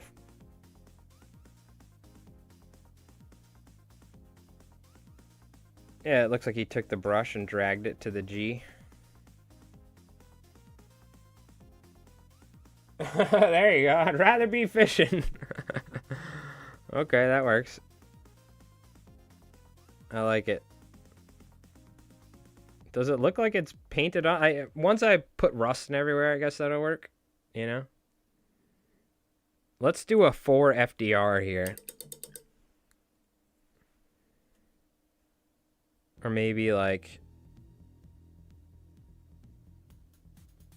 up on the hatch somewhere. What do we think?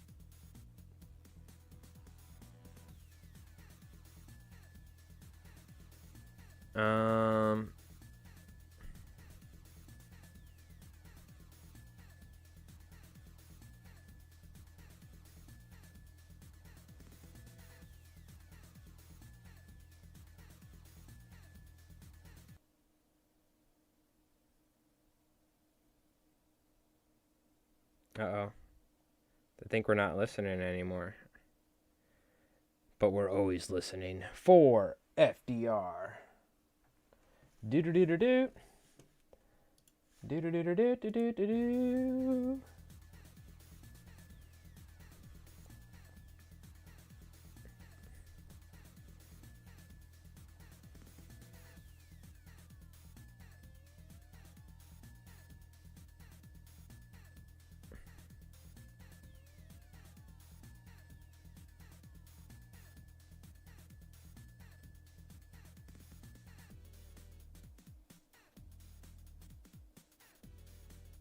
I kind of made it hard on myself with this raised section on the panel here.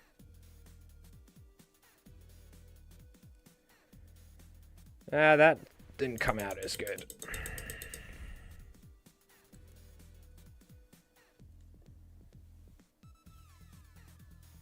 Make it look worn off or something.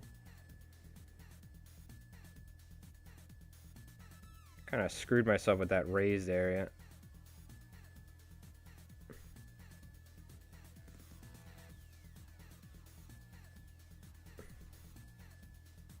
But you know what?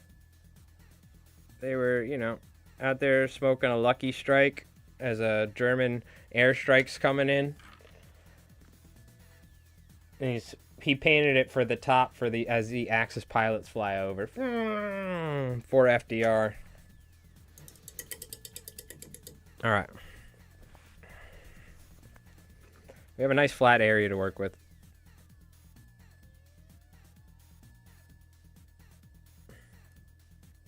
Yeah, the paint pens would be much better. I don't have them, though. I was just thinking about that, too, earlier. I think I'm going to do it down here. Like this. WWFDRD.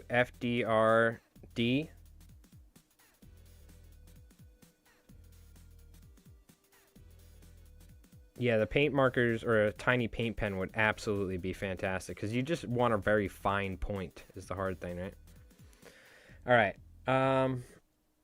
What are we thinking? Where do I want it? Here, in a larger letter, or down along this edge here? It'd be like WWFDDRD. Yeah, we could do it along the ridge like this. I've never used them for miniature stuff. I've used them in other stuff, but... Oh. Paint pens don't work for me because I have terrible handwriting. Yeah. Well, that's the thing. I'm trying to handwrite with a brush right now, so it's even worse, but... Ah, I forgot there's an ad. Shut up. Damn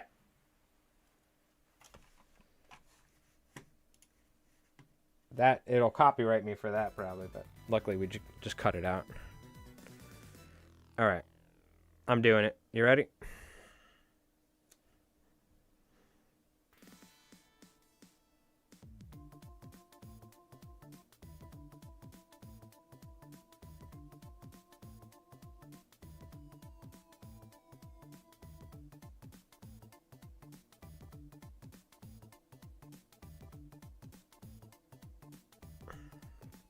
Oh shit, am I running out of space already?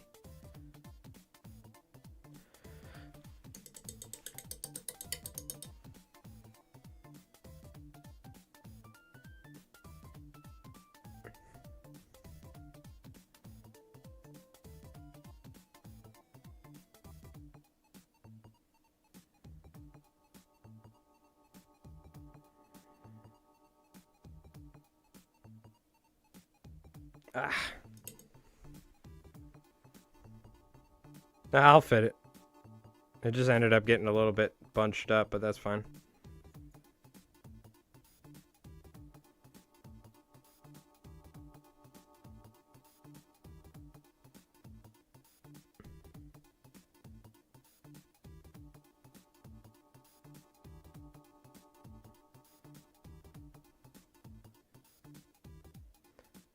Now, this makes it even more realistic. You know why? Because this dude took his, what do you call it? This dude started in real life painting it and was like, yeah, this is going to look sick. And then he's like, oh, shit, I didn't make the spacing right. And then he had to bunch it up near the end. This is what it would look like in real life. That's how you make it realistic. That's how you make it realistic. Because he started it, and then he's like, oh, wait. I think I'm going to do little dots and whatnot. WW Ford. Hell yeah, baby.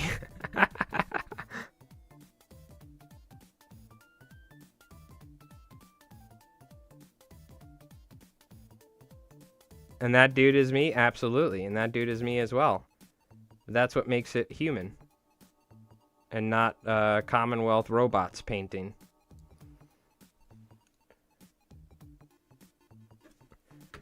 That's how you add some character to your mini. Screw it up, and then you come up with a story. You know what I mean? So, you know what? I like it. I could have got the spacing better and all that, but you know what? It's got character. People be like, WW Ford, and then it's like... Hold on, wait. Let's kid him up. some other, like, some Axis guy is like, W.W. Ford, what an idiot. And he's like, what did you say? Make my day. Like fucking flamethrowers and bazookas and Teslas all at once. Shooting the shit out of him. You're welcome. Yeah, thank you, Rev. It could, but you know, it could have. This came out acceptable. I found a way to make it acceptable to where I'm not upset with myself. It very easily could have ended up to where I've ruined the miniature with this. So this is fine, because we're gonna make it all dirty anyway. But good call, good call. I'll give you credit. I'll give you credit. WW Ford, baby, let's go. Okay. Decal, looking good, looking good. I don't think we need any more. We can give him a little crotch symbol, but I don't think we want to do that. Give him a little crotch American flag. Oh my, it's literally an action figure, yep. Because we magnetized everything just moves around. So yeah. You can be like, yeah, ha ha ha ha, yeah, you know, play like a little child. Perfect. I kind of want to do the, where's that next stop, Berlin? I kind of want to put that on the shoulder. But no, I'm going to save that for something else. We don't want to oversaturate it, right? Let me just put this stuff away. Globules. Good enough for government work. Thank you. Yes, that's what I always say. Did I not say... Did you hear me say that in a stream, or do you just say that? Because I literally say that almost every stream in my Flytime stream. And I mentioned how I used to be a mechanic back in the day. And the old guys that I work with that were in their 50s and stuff, you know, grew up in the 70s or whatever, they'd be like, yep, good enough for government work. And they would specifically say that around my boss to piss him off, because he's like, what do you mean good enough for government work? You should be doing as hard as you can. You should be working on these cars. Meanwhile, they're just fucking with them. Of course, they're working as hard as they can on it. But they would just, every time you walk by, yep, putting the wheel on, good enough for government work. So it's... That's like one of my favorite catchphrases of all time to say is good enough for government work. I'm like, yep. The wheels won't fall off. That's about it. It's fine by me. It was just so funny. We would just piss off the owner every single time. You just wait for him to walk by. Yep, good enough for government work. All right, we got to do the rust. And then we're done. Then I'm going to go eat dinner. Hallelujah. Let's rust up the turret and get a little warm up. Oh wait, we gotta do white first. My bad, my bad, my bad. Good thing I remembered. On the edges. At least how I did on my other ones look good. Because I heard the old guy say it. It's an old guy thing. It's 100% an old guy thing. And I love old guy sayings. It's my favorite. Yep, good enough for government work. That's my favorite thing, is doing old guy sayings. So you could bet my boss at the time got super pissed off when I jumped in on it and started saying it every time. He got so pissed when I jumped in. I'm like, good enough for government work? I've never heard that. That's hilarious. I'm going to start saying that every time. He's like, damn it. You're supposed to try hard.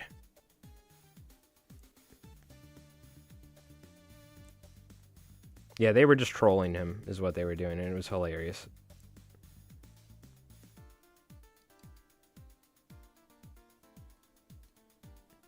No rhyme or reason here. I'm just going edges and kind of wearing it down, then we can rust.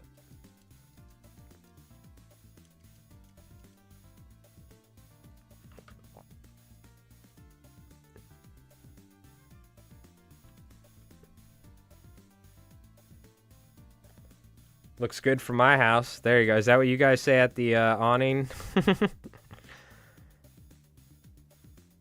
Now, I know you. You're like, it's plum. You stick up your hand, you go, yep, that's plum. I know you.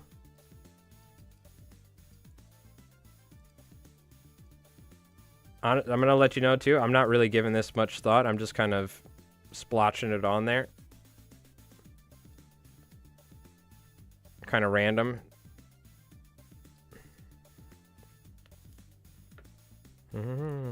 Yeah, it's like one of my favorite sayings. That's why I just thought it was funny you said that. Good enough for government work. Amen, brother. You gotta try hard. What do you mean, government work?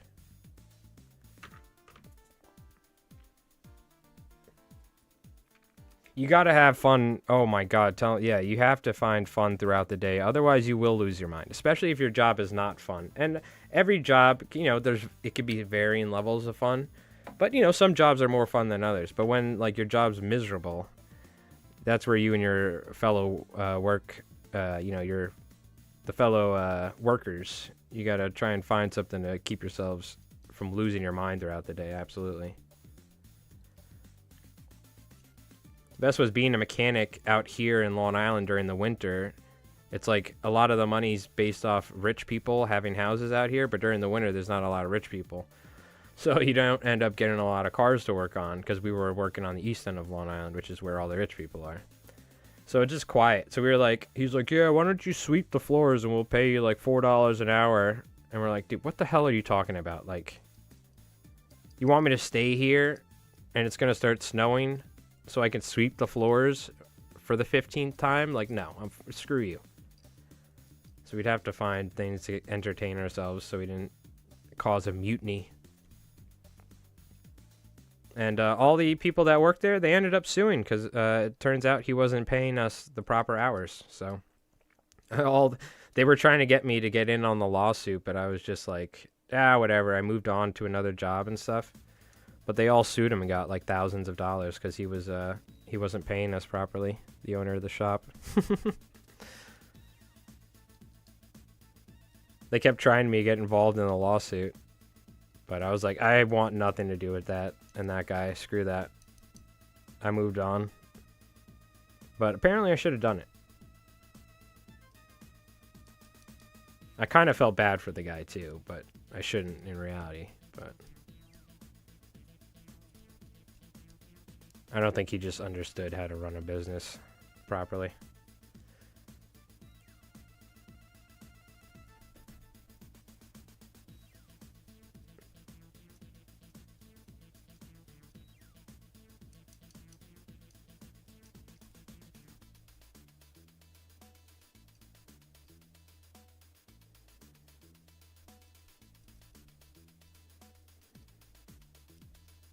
Alright, that should be good.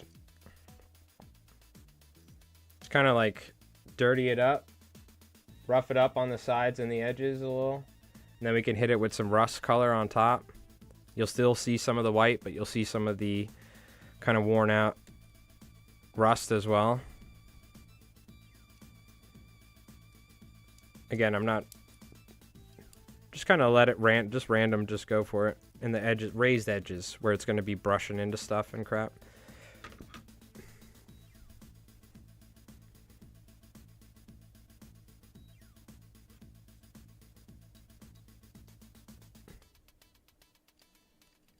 Now, I want to be, I think, a little bit more liberal or a little bit more conservative with the orange. I don't want to go as heavy.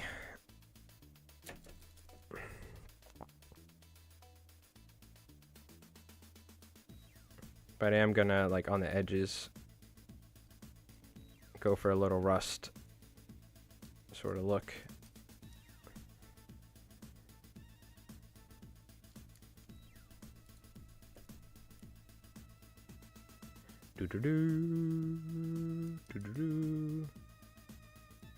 If we get that WW Ford a little rusty, that'll help cover up my crappy freehand.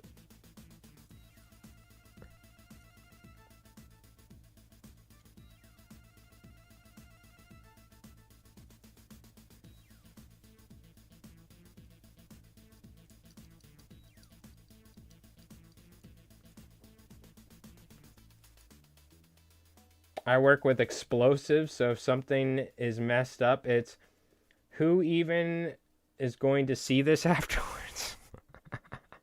Well, there'll be some parts, right? There'll be something left over.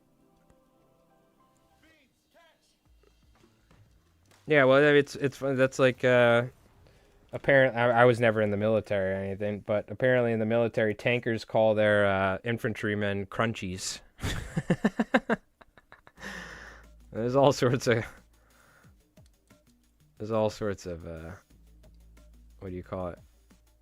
Things to think about in your line of in the line of work, or things that little catchphrases you come up with and sayings.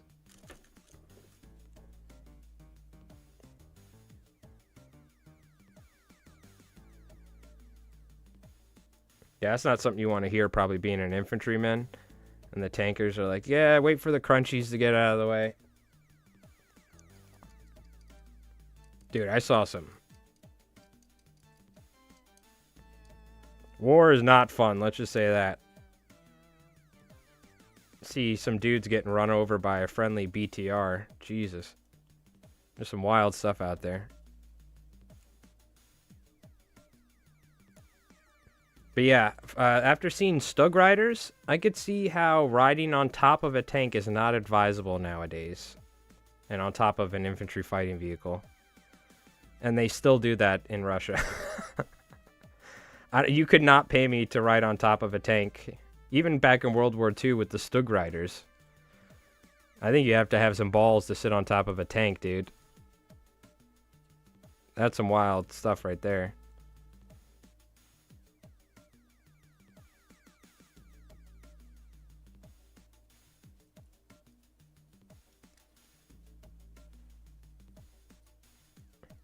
Yeah, get out of my way for sure. You do not want to get run over by an Abrams. It probably doesn't sound fun. Or have something like this in Konflikt run over you, but I don't know if it's a matter of choice. True. Mm-hmm.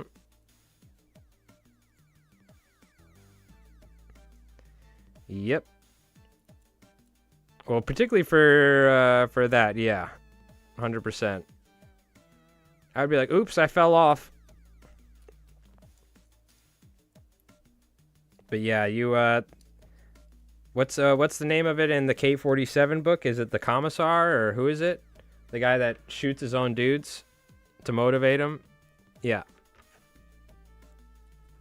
You'll get on the tank when that guy's around. For sure. He's going to be like, what was that? Oh, you don't want to get up there? You sure? Oh, okay. Yeah, I guess I'll go.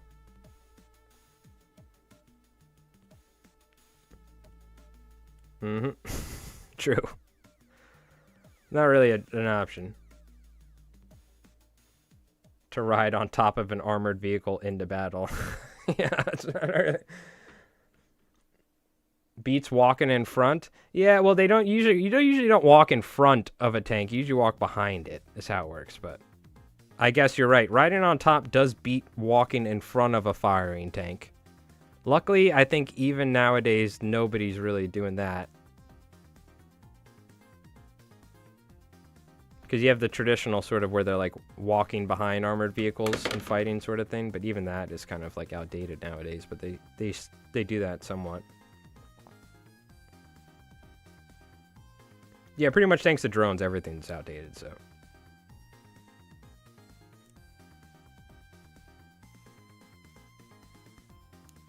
Yeah, I mean, there's modern day footage of dudes riding on top of T-90s and whatnot.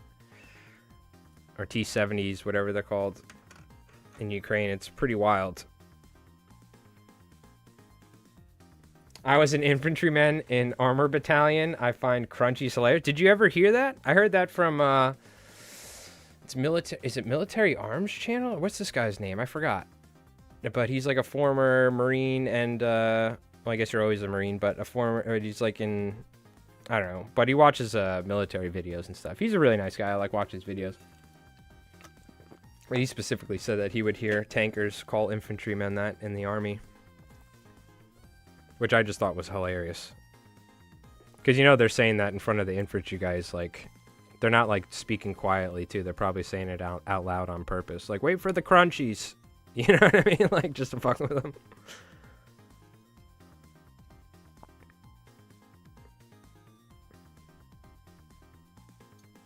Mm-hmm. Well, dude, I imagine if you're in a Bradley and you're assaulting a trench line and you have dudes behind your Bradley walking behind you and you start taking drone fire and RPG fire, it's probably hard to tell where they are and you might start backing up. So it's probably a good idea if you're the infantryman to to make sure you stay out of the way of that thing while you're still using it for cover. It's probably hard, but I don't think they really fight like that. They mostly they'll like dismount and then they'll lay down fire and then they'll get on a line, you know? I don't think you're going to be like walking hundreds and hundreds of meters sitting behind an infantry fighting vehicle as it presses forward like they've used to see in certain, like, you know, combats and stuff.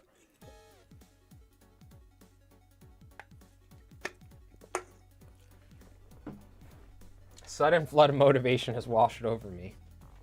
No, but there wasn't much chit-chat, even though they were only one building over. So it was kind of clicky. Yep. Yeah, being a tanker always seemed cool. Nowadays, I don't think, like, I think it's probably one of the hardest things to probably do is convince somebody to get inside a metal death trap when there's drones flying around. Until they come up with better drone solutions, because it doesn't matter what side you're on or anything. If you're inside of a tank, it's pretty much like when your tank's going to get blown up and if you can survive the impacts, you know, or the multiple drones hitting it over and over again with those cope cages and everything. But like tanking looked cool in the 90s and shit, right? In 2000, I mean, even though it was extremely dangerous, I'm sure in Iraq and Afghanistan or something, but you know, when you're fighting a guerrilla army or like a non-peer-to-peer warfare, but when it's peer-to-peer warfare, being a tanker looks like one of the most terrifying things you can do. We're just lucky Abrams don't have autoloaders, so the turret doesn't blow 1,500 feet into the air. But yeah, I watch a lot of stuff, and like it seems like it's harder nowadays to convince people to get in tanks with FPVs. Who would have thought? You know? Who would have thought that's the case? But, yeah. All right, well, there we go, chat. I mean, pretty simple. I think it came out okay. I might need to, like, retouch up some of the rust areas and stuff. I gotta hit the guns, too, but... like, part of me is like, oh, well, it needs to be like this. I think it's fine if I just randomly do it and I don't spend too much attention to it, because if I overthink it, that's when it starts becoming an issue. You know what I mean? But, so a little bit of rust, a little bit of wear and tear. I'm like, well, I could have done it better. I could have done this, but I just want to, you know what? It's fine. If I overdo it, it's going to quickly get overdone. You know what I mean? So I think this looks pretty good. I can maybe apply a little bit here and there, like weather it down or something a little more. But I'm pretty happy with it. And we kind of toned down the camo a little bit, so the camo is like not as straight up, you know? It's kind of like worn in and blended with the other stuff, hopefully. Not my favorite sponge job, but I think it came out all right. I think it's good. Let me do these guns real quick, and then we'll wrap up the stream here, because I have not eaten dinner, and it's about time. Hate each other for some reason. Well, it's probably like they get annoyed with you guys, and you guys get annoyed with them, sort of thing, because it's like, well, where the hell's the tank? And it's like, well, these waiting for the infantry guys or whatever. It probably ends up being something like that. But yes, I'm sure you absolutely love having an Abrams on call if you need it.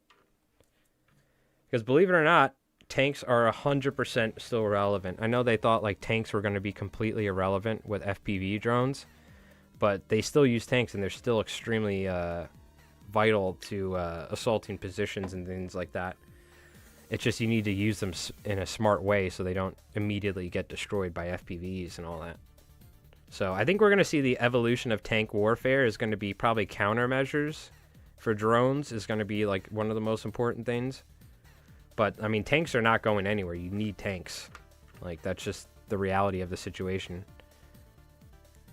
Because when a tank starts assaulting a trench line, the infantry have no choice but to get down. Like, you can't screw around when a freaking tank is shooting rounds at your trench line or something. It's not metallic red, but still good. Well, I can't rip you off, Gabriel. You know what I mean? I gotta leave the style points for you Soviet players.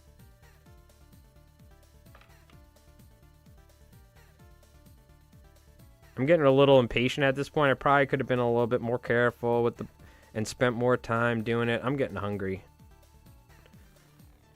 So we're just brushing this sucker up, or sponging it up, and good enough for government work. Hell yeah. Sounds good to me. Freaking laser beams. Yeah, lasers, right? Lasers will be interesting. Nets. Like, I think nets are actually probably like a somewhat realistic solution. That or some sort of anti-drone ammunition, which they already have like 5.56 rounds that shoot split off into 3 rounds in one for anti-drone. And shotguns are extremely effective, but they're only effective up until like 50 meters or something. Past 50 meters, it's ineffective. And I think that 5.56 ammo is like effective into 60, 70 meters, 80 meters maybe. And those drones move fast. So yeah, it's gonna be like lasers. Even like a Patriot, like or like, you know, machine gun type system. But when it comes to the problem is saturation, right? When you have like 6 or 7 of them hitting an Abrams all at once or something.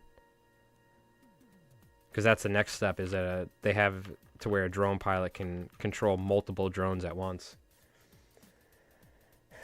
Anti-IR coat. Well, yeah, that's the other thing. Thermals, dude. Thermals are like freaking crazy now. Oh my god. Thermals are wild. That's the other thing. There's so much... Ugh. Like, God bless anyone out there that's in the military. For sure. Because this shit is changing quick. AI targeting shotgun sentries. Yeah, it could be something like that. It could be, because it's human reaction speed is going to be like impossible, right? If there's like a swarm of drones, you're going to need some sort of like AI with like multiple... Oh, damn, I just broke the freaking gun off. What the hell? I just bent it and broke... Oh, let's glue it on there. Pretty thin. I just pushed a little too hard on there. That was my bad.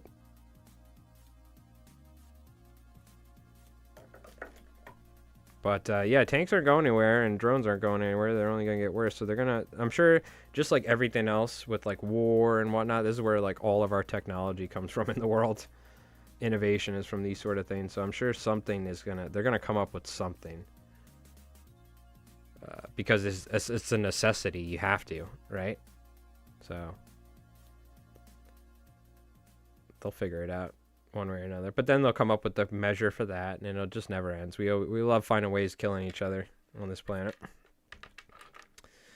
All right. That's pretty good.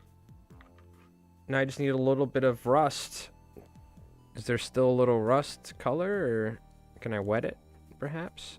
Perchance, per maybe?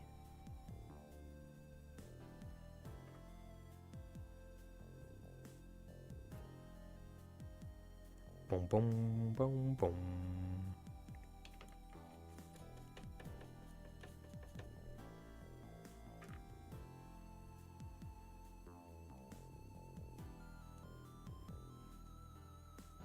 Hey, people, nice to get the stream. I was wondering any good proxies for Paragons or powered armor American troops. I'll show you which proxies I use for my Paragons, and I love them.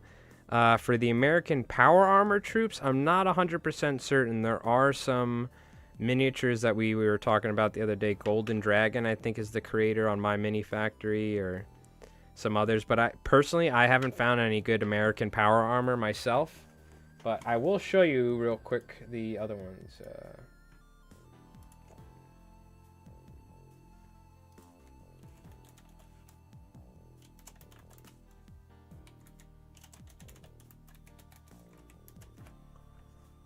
Is it, yeah, Daka Daka store?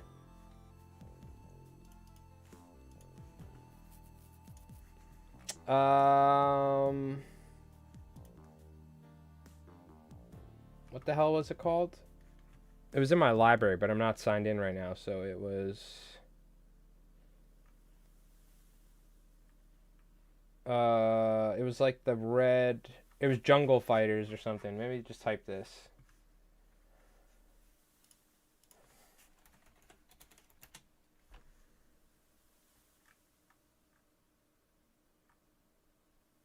Ah, Green Hell.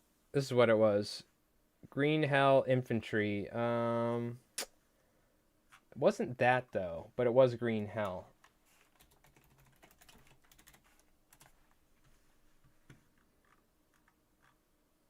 Ah, here we go. These are what I use. Yeah, there's some he's got some new stuff. Mr. K, I think you're talking about. Kaioshinu. These are the ones that I use. Hold on. Right here. Yeah, I like a lot of the new stuff. See, that's the thing. Like, I think maybe like with some of the older designs, it was like kind of goofy bolt action-ish looking, you know, that sort of. But I get what you were saying. I like some of his minis, and some of them I wasn't as hot on. But a lot of the new stuff he's been doing looks great. These are what I use, though. And they work good. Even though it's not like a heavy Tesla, I use like this dude with like a flamethrower looking thing. I just paint it blue. Or like one of the pistols I'll paint blue for a heavy Tesla. Like, I don't care. They look cool, you know what I mean? These are what I use. There's also Atlantic War Games. Tabletop Command Post, I think he uses these in particular. I think he's using these ones, and they looked fantastic last time I saw. If you don't have a 3D printer, War Games Atlantic has Space Nom miniatures, they call them. And I think these would work pretty good. That could be a heavy Tesla gun, for instance. You know what I mean? So these guys should fit a Paragon, look pretty good as well.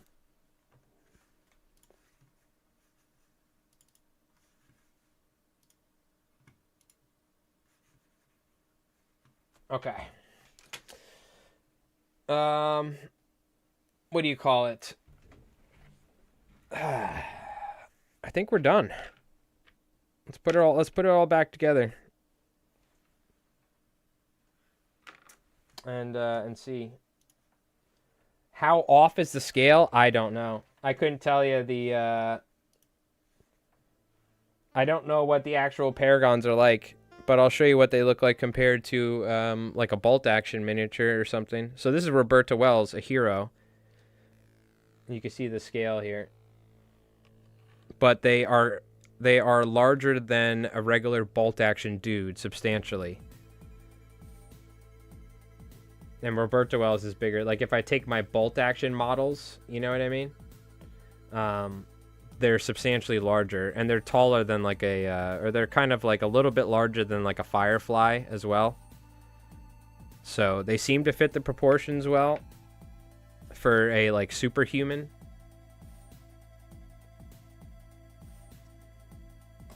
Because when I have my actual bolt action minis on the table that I use for regular dudes, they're way larger than that.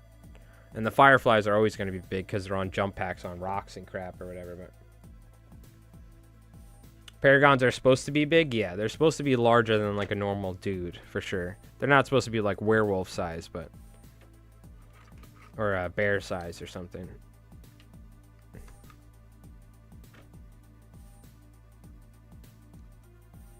All right, let's take a look.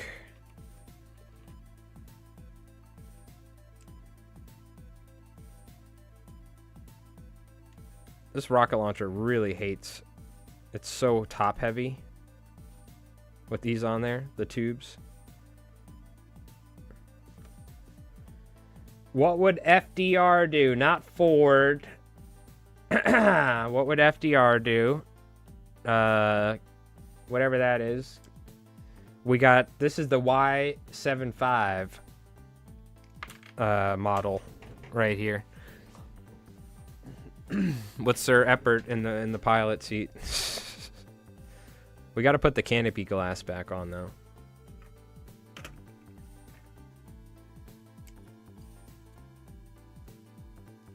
Yeah, there we go.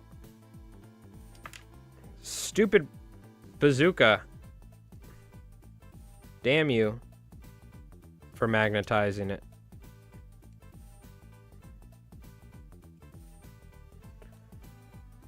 All right. You're out of here, bazooka.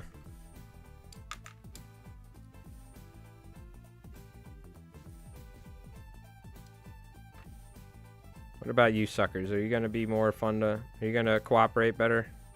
Autocannons? HMGs are nice and light, so they don't swivel around too much. Just because I magnetized like 15 different aspects of it. You should go over the first D in FDR with another color, like he corrected it. Oh, like some black or something? Maybe I'll do that after the stream or something. I could. Let's just, well, I'll do it right now. But I wanna leave it so you can see the white. So you can see he like did the D. I get what you're saying. I like it.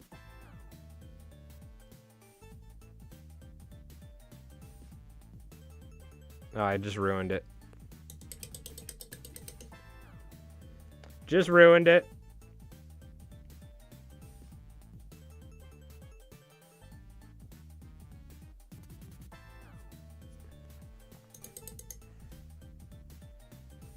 I need to go like super, super duper thin.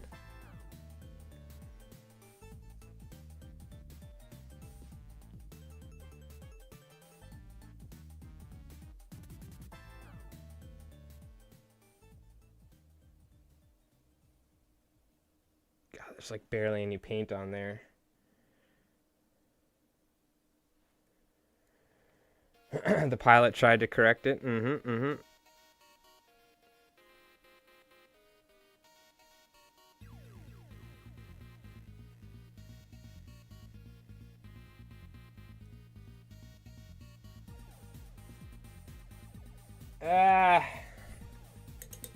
Maybe I should have done a different color. I don't know. I'm going to wash it out. I get what you're saying. I could totally see what you're saying.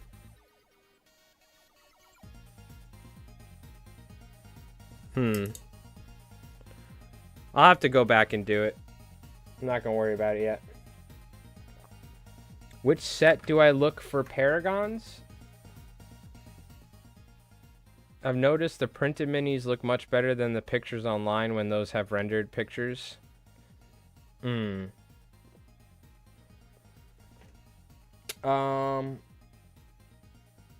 are you talking about for Paragons, Bob? Set-wise, what do you mean? Well, now I faded it with my finger, which is perfect. So now you can't tell if it's a D, R, or an O. You know what I mean? Because now it's all worn out thanks to the battle. So even better. Now we can be... Is that an O? Is that a D?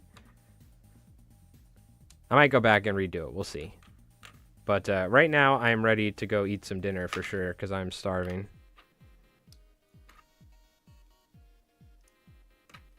But overall, I'm pretty happy with it. I think it came out pretty good. Yeah, we just fixed it. We just got to wear it down to where you can barely see what it is. It's called battle damage, baby. Perfect. Very nice, very nice.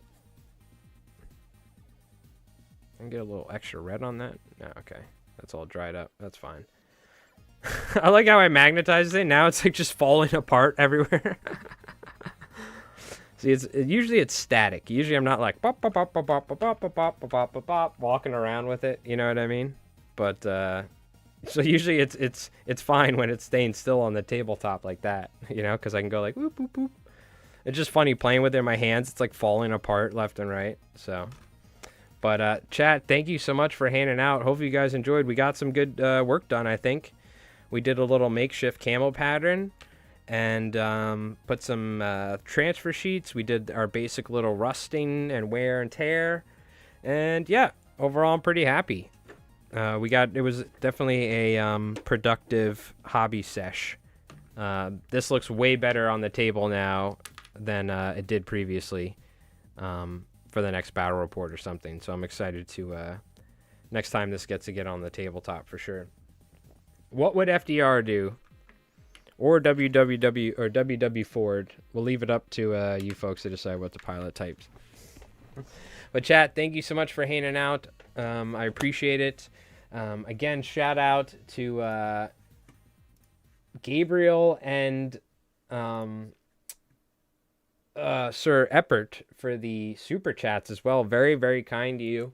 My dashboard thing's not working, so I can't even check the activity. But luckily I remembered. And yeah, have a great rest of your weekend. Have a good start to your week coming up. And we got a new battle report that I have to work on. And that'll be coming out on Wednesday more than likely. And yeah, we'll be streaming again probably next weekend at some point. What do you call it? I know Mordian does a lot of streams during the week and whatnot. And we probably have a bunch of, people that watch both channels. So we'll... I also do some fly tying stuff during the week, so we'll do some streams on the weekend for some Konflikt, and it'll be a good chance to get some hobby stuff done. So, but thank you again. I appreciate it, chat. You folks have an awesome night. I'm gonna clean up here. I'm gonna go eat some dinner and wash my hands of all this paint and whatnot, and yeah, get back to working on some videos. So. Big Bobzilla, hope the stream is doing okay. I've been busy doing man stuff today, but first decent weather in a while on Sunday. Sorry if I missed that, Bob, but yeah, everything's going good, brother. Appreciate it. And thanks to everybody watching on Twitch as well as the YouTube. So, but all right, chat, you folks take it easy. You have a good rest of your weekend, good rest of your night, and we'll see you guys new battle report on Wednesday. So we'll see you then. All right, and thanks for the support and everything. It's much appreciated. So, all right, chat, we'll see you.